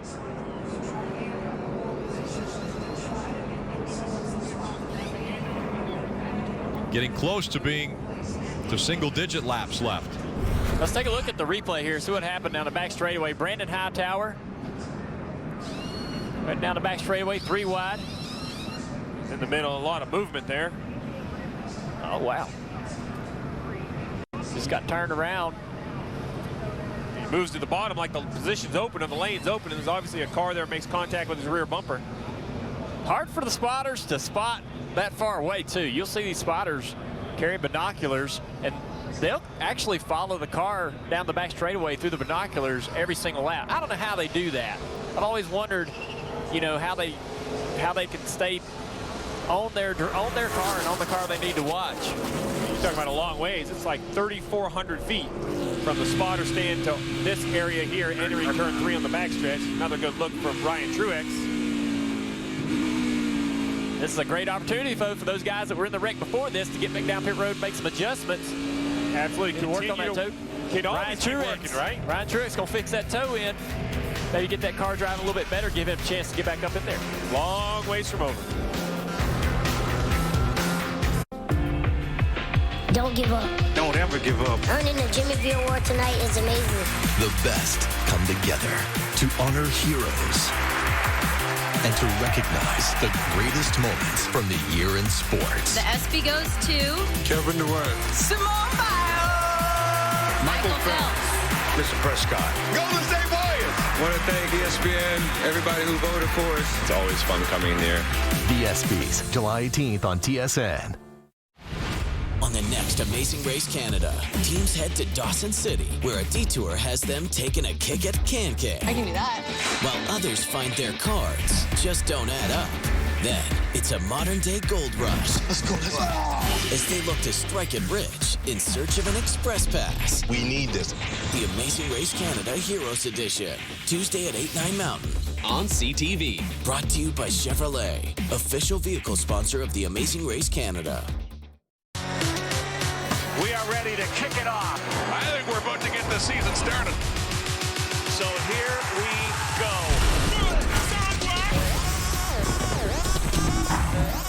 Hitting on all cylinders right now, aren't they? Did you see that? That is highlight reel stuff.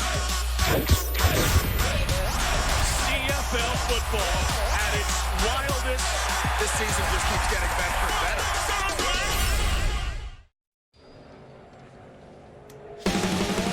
You're watching NASCAR Xfinity Series Racing from Daytona. Telecast presented by Subway.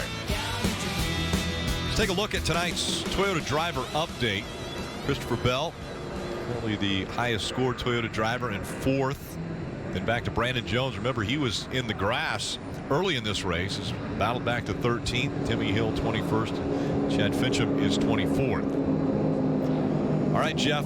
We're going to see another restart, and they have been very important. Well, restarts are going to help determine who's going to win this race. We're down to 10 to go, so we're going to drop the green flag with maybe 8 to go.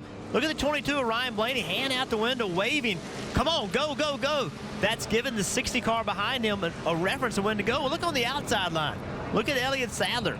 He's doing the same thing. He's waving. So that front row, you know, they want the row behind them to push just a little bit sooner than they get going to try to get a move going. We see Chase Elliott on pit road, Kelly. Oh, and you see the hood just go down on the 23 car of Chase Elliott. He quickly brought it down to pit road. There's an issue with the power steering, and Chase said it suddenly got hot, and as you can see, he's got the window nut down. It's obviously something they can't fix on pit road. They said they're done. If Steve, with the power steering going out and it all of a sudden got hot, that leads me to believe that it's a belt issue, something on the front drive of the motor where it rides the fuel pump and the oil pump belt and all that stuff. Maybe something failed up there. That's exactly what I was thinking. I think the power steering was the result of another issue. It gets hot because it's no longer pumping water, so I would imagine all the belts are probably missing off the front of the 23.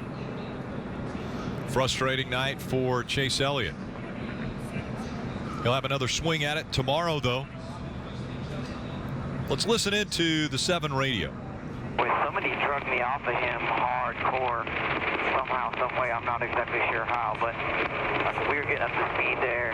I was fine. I was going through the gears. I had good steam, and then all of a sudden it was like, boom, I just stopped. If I had to guess, it was a really aggressive side draft. Yeah, 10-4. I just was really surprised. That's learning what your car can and cannot do, and actually a little bit surprised by how severe that side draft just slowed him down. Sometimes it feels like the engine broke. Something blew up. It just quits running when somebody slide drafts you really, really well. And look who's here now. The 20 of Christopher Bell, the 7 of Al Guy. Remember Christopher Bell early in the race, coming on pit road, just did not see his sign, saw it in the last minute, tried to get slowed down. Here he is, sideways on pit road. No one got injured, no damage. They fought back slowly and steadily, and now here they are in third position with a solid shot to win this race. Parker. And Jeff, the craziest thing about that is he's been really loose inside that 20 car as well. And remember, he told me before this race, he just did not feel comfortable with these super speedways in these Xfinity cars. He's not figured out how to make the runs, but he had some great driving there through the field to get all the way back inside the top 5. Maybe he'll figure out some of those runs to make a move here at the end. To somebody else that's got a really cool story right here, Kaz Gralla. When he came to this team, you know, he was driving for a guy, and they shut the team down. They started this team up, and they didn't have a plate car. So the car you're seeing right now is a 10-year-old Ray Evernham car that they got together, and here they are sitting in 8th position. I mean, this team, man, they just keep finding a way. They come to the racetrack, and what a cool story. And Junior, you know some of these guys. The Uris are involved in this program at Fury Race Cars, and they're just fighters. Yeah, I was really excited for Kaz when all this came together, and especially, you know, to find out Tony Jr. was going to be involved in this, and they were going to be back in the Xfinity Series. And Tony Jr., he's the guy that knows how to build a great plate race car, because I certainly drove a lot of them. I know Tony Sr.'s got some influence on this as well. All those guys bringing their expertise and experience to this program has made a big difference in this guy's performance. Dave. Junior Chase Elliott was in the mix. We saw him getting the wave up to help push there at the end. What put you out? I believe we broke a oil pump belt or ran something over and it cut it. I don't know. It's kind of a weird thing. I've never had that happen before. So I thought we were in a really good spot, you know, with pushing Elliott there and had a really fast untuck at Chevy tonight. Had a chance. That sucks, man. I really felt, you know, just to be in those front 2 rows with a handful of laps left is really all you could ask for. So appreciate these guys letting me drive their car. It was a lot of fun.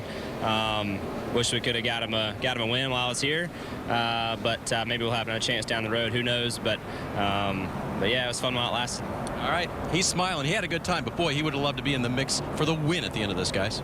Well, he'll have another shot again tomorrow. Big day of racing on NBCSN. IndyCar Series qualifying from Iowa at 3:30. That starts it all. 5 o'clock NASCAR America. Then countdown to green. And make sure to join us on NBC for Monster Energy Series racing from Daytona under the lights. Post-race show and continued coverage at 11 o'clock on NBCSN. Talk again about the late crashes that took place in February, and you mentioned it, 4 wrecks in overtime. Yeah, well, here we are coming to drop the green with 7 to go, and we keep talking about it and seeing how the intensity level picks up, and these wrecks were all after the advertised distance, right? And it's just what happens here, and people are starting to do things that they wouldn't otherwise do, and then you have damaged cars on the racetrack, and they have part failures, and they have parts falling out on the racetrack, and it just creates another caution right after another. And, you know, with only 7 to go, wouldn't surprise me to see some more of this, Marty. And Jeff, you know that intensity is going to be high with 7 to go. Josh Williams, the spotter for Ryan Blaney, just reminded him, hey, if we're in the position, NASCAR just reminded us, we cannot lock bumpers. They're going to be watching for that, and they will black flag you in these final 7 laps, Rick. Castralla right now is running on the apron. Can't do that.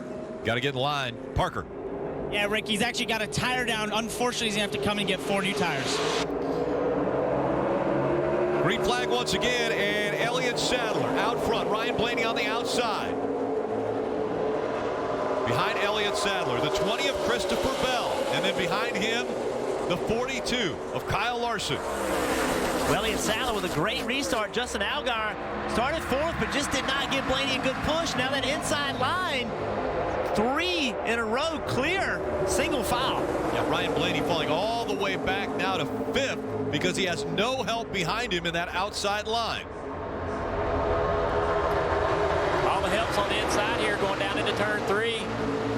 Blaney's just got to side draft as hard as he can on his 4-car tilt. Oh, good control back here in the back. Spinner behind them. And the 0 goes around again. Garrett Smithley. No caution yet. Yeah, he's trying to get it straightened back out. If he's able to, they won't throw the caution. Blaney's just got to sit there and side draft just like he's been doing till the help comes from behind, which it looks like there's some help forming here. What do you do, though, Dale, if you're second, third, fourth, those cars single file? Are you just waiting for the laps to count down? Well, you're trying to get runs to make moves, and also you're getting information from your spotter about that outside line. If that outside line gets a big run, jump in front of it. Take that energy and take yourself to front. Take over the lead this race and win it. Garrett Smith, he's got going again, so there's not going to be a caution. Now the question is, how do you get a run single file? If this battle for 5th place, if they cannot clear and move up the racetrack, I think that's what's going to be interesting. You see right there, the 22 got on the outside of the 3-car of Lee.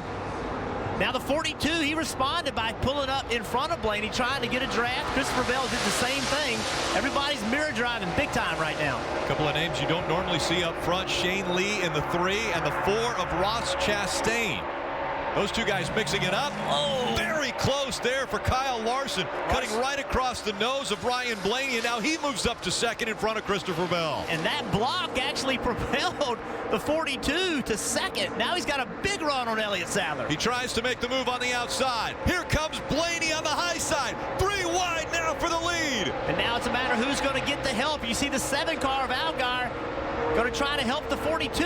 Now Blaney's on the outside, 3 wide. Elliott Sadler moved up the track. And Larson able to use the side drafting to get by Elliott Sadler. Now Larson in command. But 3 wide back there for 3rd. Second place, Elliott Sadler, single file. Dale, that has to help him. Now he has room to move around, make a move on the 42. He just got to get in front of the line that's going to create the energy to give him the shove to make a move on the 42, get on the 42's quarter panel. Here it comes from the outside. The 24 and the 7 tied up together.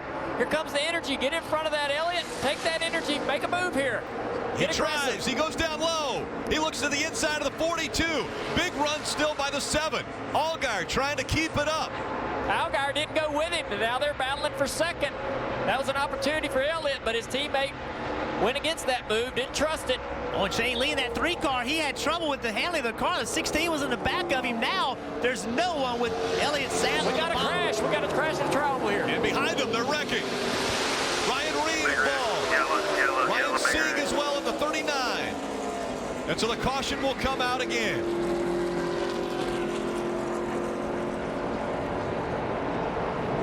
The 00, Cole Custer.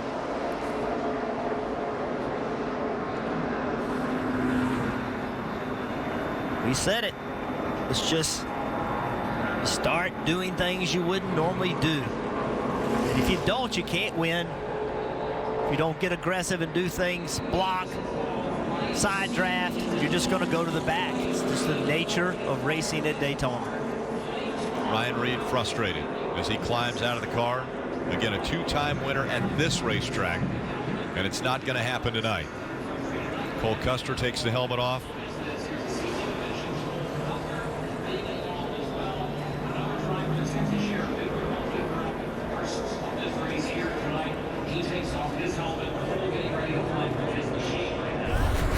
Well, here's where it all started. Cole Custer 3 wide on the outside. Really nobody in front of him. You see, they're 4 wide. 16 going backwards. 93 got into the back of the 00. Not sure of that energy in the 16 car. He was having some kind of trouble when he was going back, and I don't know if that contributed to them getting 4 wide, and then eventually you run out of room. Cole Custer on top of his car. You see right there, things get really tight. He's got to stay in the gas. Contact from the back, and round he goes. Buffalo here, hold break here. There you see it. Hard impact for the 90 car in the outside wall. Everybody just trying to survive. Once cars start spinning, I mean, you got to think there's debris and there's fluids on the racetrack. You're really limited on how much control and how much ability to miss all this you have. And it all starts as the cars enter the trial, but the lanes get very undefined. You know, what's the top, what's the middle, what's the bottom? It seems like the trial was the place where these accidents happen most often. As you see, the 16 catches the grass, gets airborne, luckily comes back onto its tires. So many involved in this second big one of the night. So it started right in this area. So this black car, the 93, watch as he goes, as we roll this replay. Right there, just gets up the racetrack. I'm not sure if there's contact with a 19 car behind him, but something, he just kind of turned right and got into the 00, and that started all of this. And as this has happened, there's fluid just pouring out of all these cars. And so the cars that are trying to miss these guys have no control. They touch the brakes, it just locks up the front tires. They can't steer and turn left and right. You'll see the 01 behind all this. I mean, these guys are just trying to slow down and just it drives them right into the wreck. Fluid everywhere. Let's take a look at Truex's helmet cam here. Got that tape. He's had enough, hasn't he? Yeah, that tape ain't straight. Have some trouble here. He lifts a little bit, trying to avoid the 16. Caution's out. Gets on through there, pretty good. Hey, Junior, he's seen enough for one night, hasn't he? Yeah, but he's got another opportunity to come back and work on that toe some more. It looks like it's still not quite fixed, but that's a deal where he tried to lift for the 16, but had to spin him anyways. He got out of there. He's good to go. See that tape there? Still not quite straight. Coming down pit road, Letard. Fix it for me. Still got time. Keep working. Don't give up. Don't ever give up. Earning the Jimmy V Award tonight is amazing. The best come together to honor heroes and to recognize the greatest moments from the year in sports. The ESPY goes to Kevin Durant. Simone Biles. Michael Phelps. Mr. Prescott. Golden State Warriors. Want to thank ESPN, everybody who voted for us. It's always fun coming here. The ESPYs, July 18th on TSN. Golf is more exciting than ever. Okay, just like that. With so many stars and storylines to follow. His old Tiger, the stroke is absolutely spot on. Let Golf Talk Canada keep you in the know all season long. Join Mark Zagino. This kid hits at an absolute mile. He's 100 pounds soaking wet. And Bob Weeks. If you look at his year overall, it was spectacular from start to finish. For the latest news from around the game.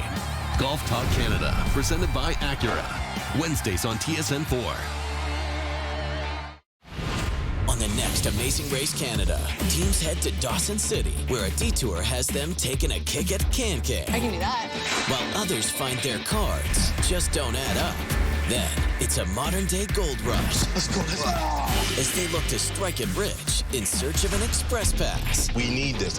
The Amazing Race Canada Heroes Edition. Tuesday at 8, 9 Mountain. On CTV. Brought to you by Chevrolet, official vehicle sponsor of the Amazing Race Canada.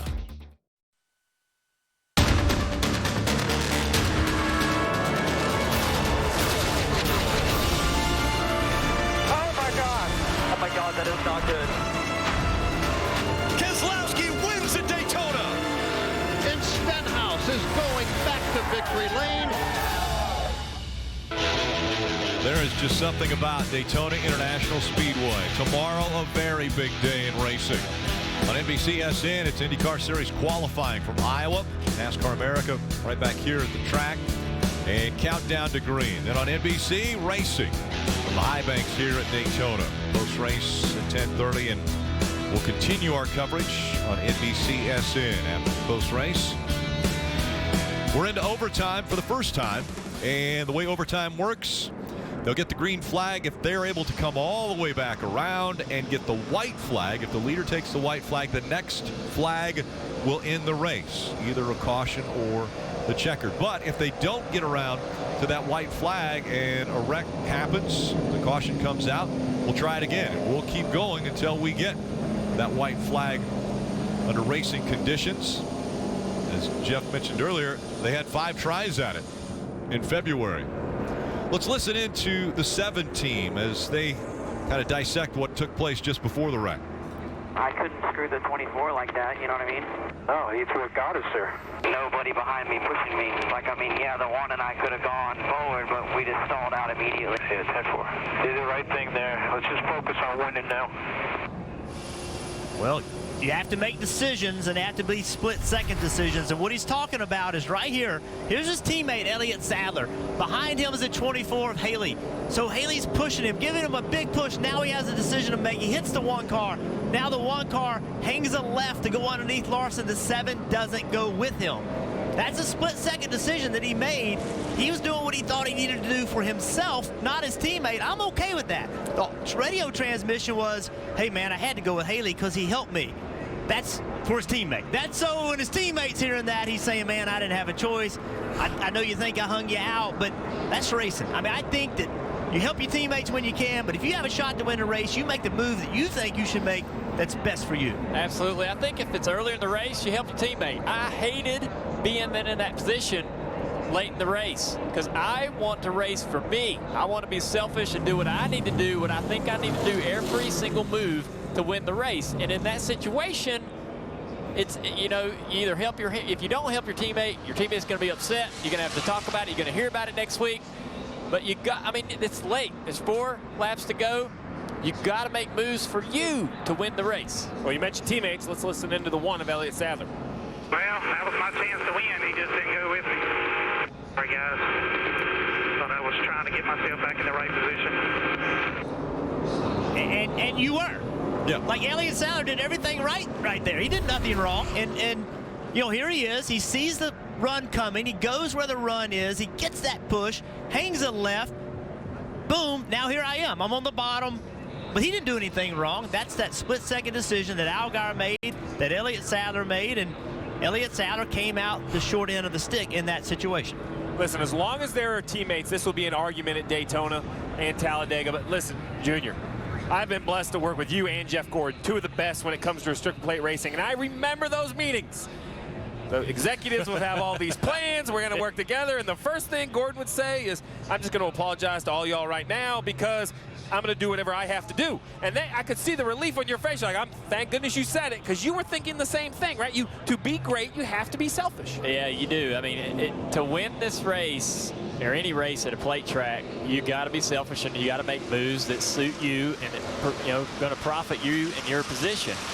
And sometimes, and if you're, unfortunately, you're going to have to be around teammates during the race. Now, early in the race, the 7 could have sacrificed himself there to help his teammate. That would have been fine, and he probably would have felt okay doing that. But when it's this late, it's time to win it's time to make moves that win the race. You can't be helping other people just for the fact of helping them. That does nothing for the 7. That move to help the 1. I know it's tough. And your teammate, you want that help from your teammate, and it makes you mad. I got mad at my teammates when they didn't help me late in the race when I thought they should, but I get over it. I realize they're trying to win the race too. They got a whole entire crew on pit road here trying to win the race too. So it's a difficult situation. That's part of being teammates. There's a lot of good to it, a lot of positive, but some negatives too. Well, Jeff, you've raced with teammates before. I've seen you guys have some success at the plate tracks. Yeah, we did, and we also had some failures. The guy I looked up to the most, Mark Martin, we came off turn 4 late in the Daytona 500. He made a move on Dale Jarrett, and it was a move I just couldn't make. I said, if I make this, I'm going to the back, and I didn't go with him. Mark Martin did not win that Daytona 500 with a fast car. I didn't sleep for weeks over that move, but it just wasn't a move I could make at that point in the race. Guys, I'm going to point out the 24. The 24 is Justin Haley, a 19-year-old making just his 2nd start in the Xfinity Series.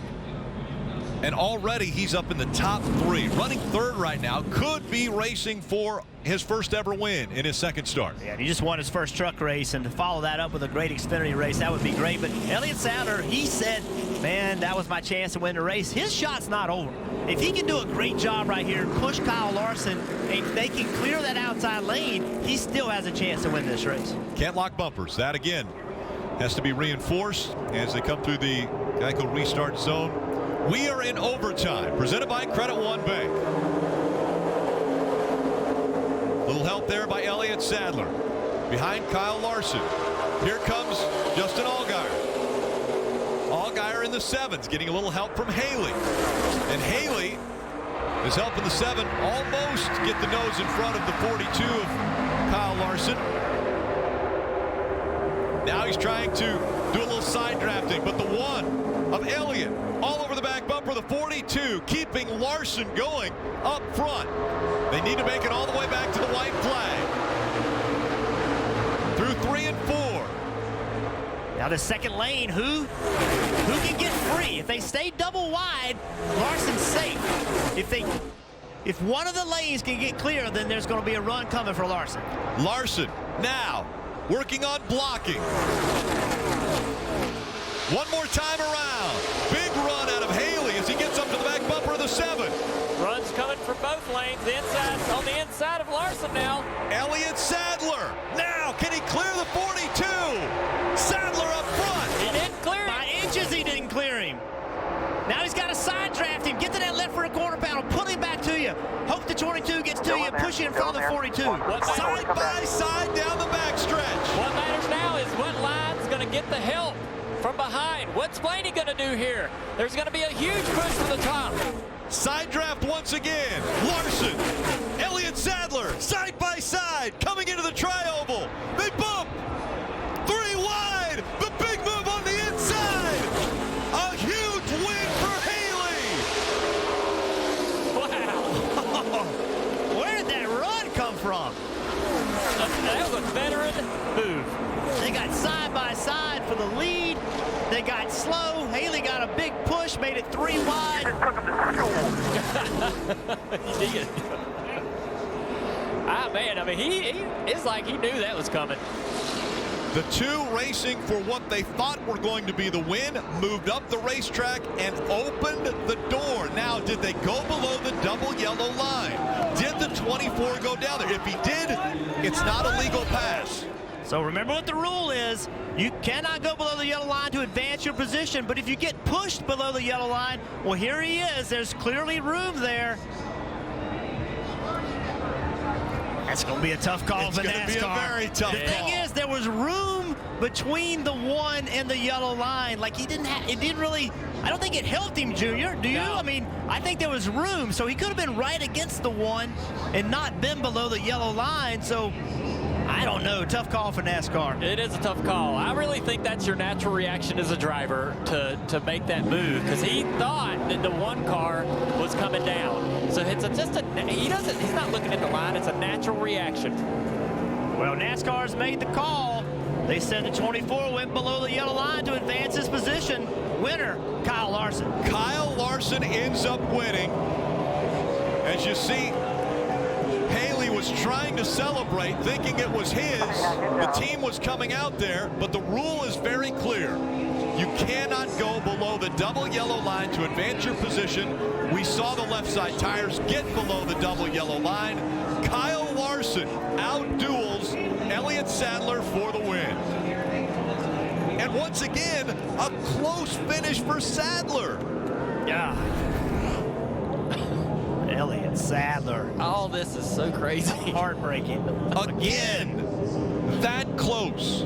That's the gap. And Justin Haley heartbroken. See right here, if we can stop it right there. I mean, there's room for Haley to get up by the 1 car. It's just a natural reaction, though, as a driver, to steer away from what you think is going to happen. He's not moving down there to block anybody or I just don't understand. But it's a clear-cut rule, I suppose. And remember back in February how close Elliott Sadler came. He finished runner-up in the closest finish ever in NASCAR history. It was this gap right here. Separated 1 and 2, and once again, Elliott Sadler on the inside again. This time about 8 inches as opposed to the 3 inches before. 5/1000ths of a second. Elliott Sadler out of the car, and once again, the runner-up. Let's go to Rutledge Wood.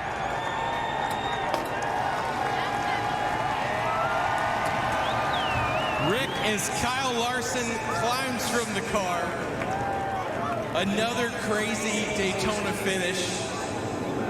Third win this season.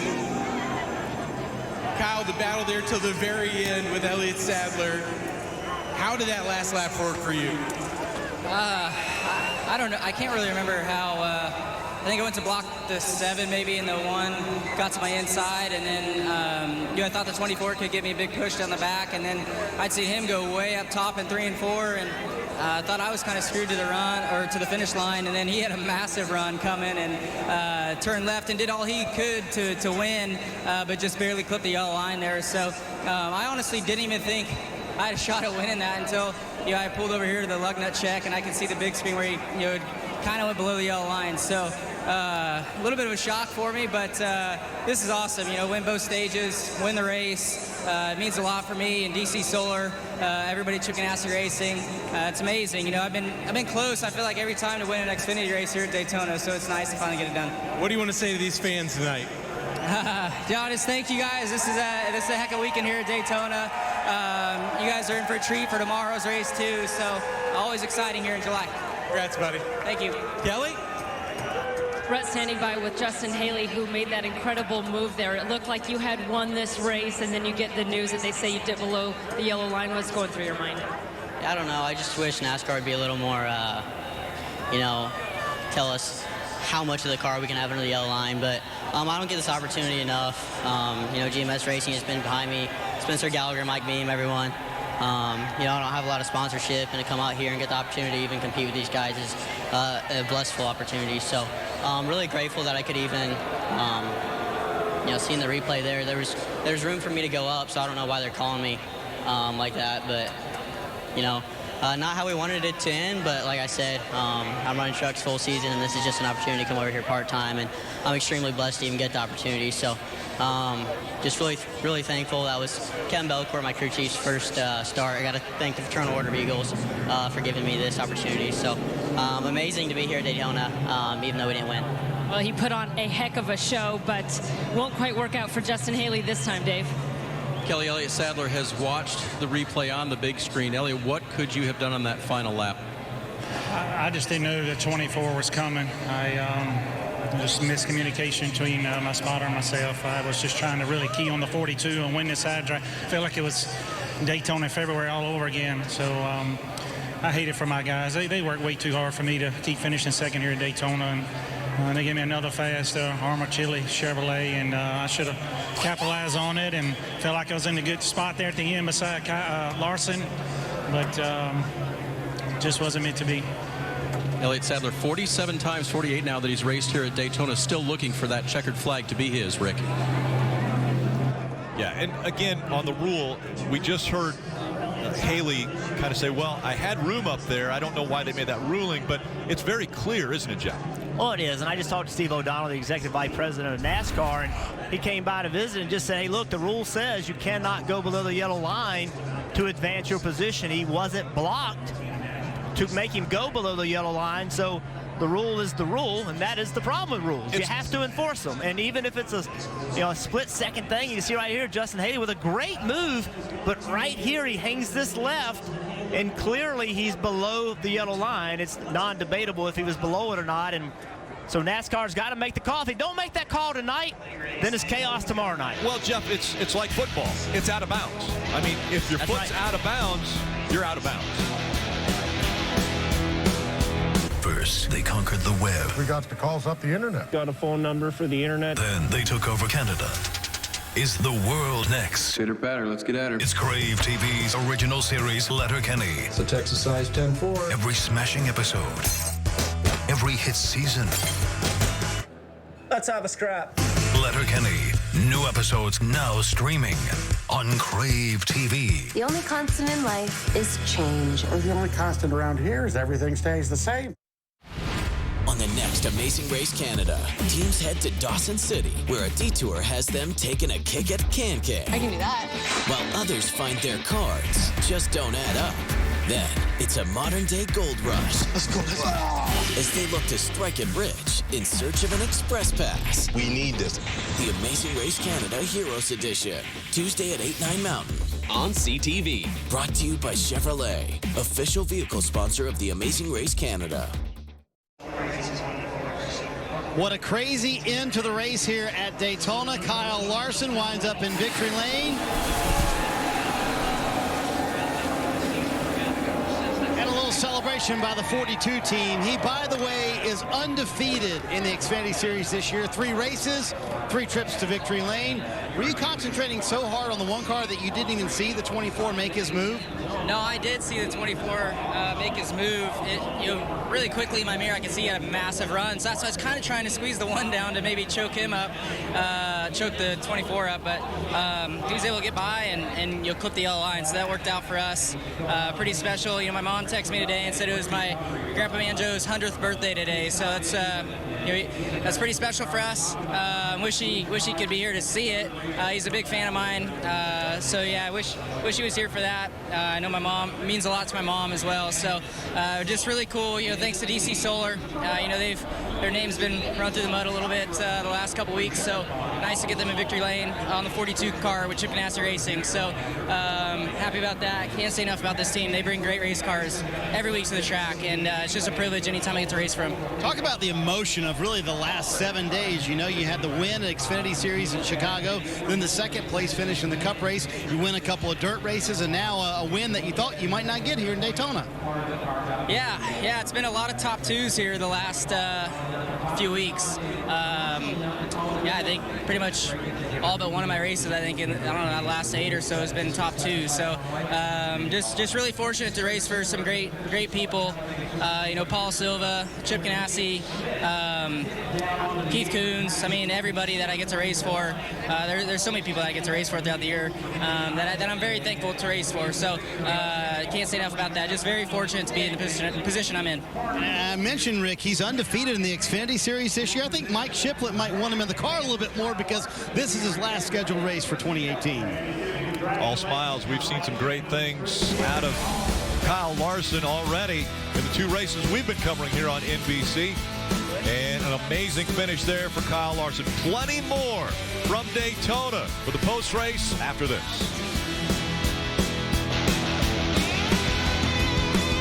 This copyrighted telecast may not be reproduced, retransmitted, or used in any form without the authorized written consent of NASCAR Broadcasting. NASCAR would like to thank all of our fans for your support, and we hope you enjoyed today's broadcast. The ESPYs, July 18th on TSN.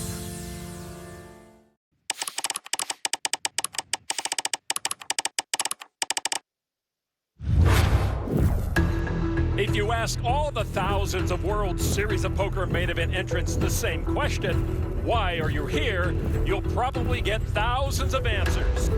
Bucket list. Right here, Preston. We're going to win it all. My dad bought me in. I want to be world champion.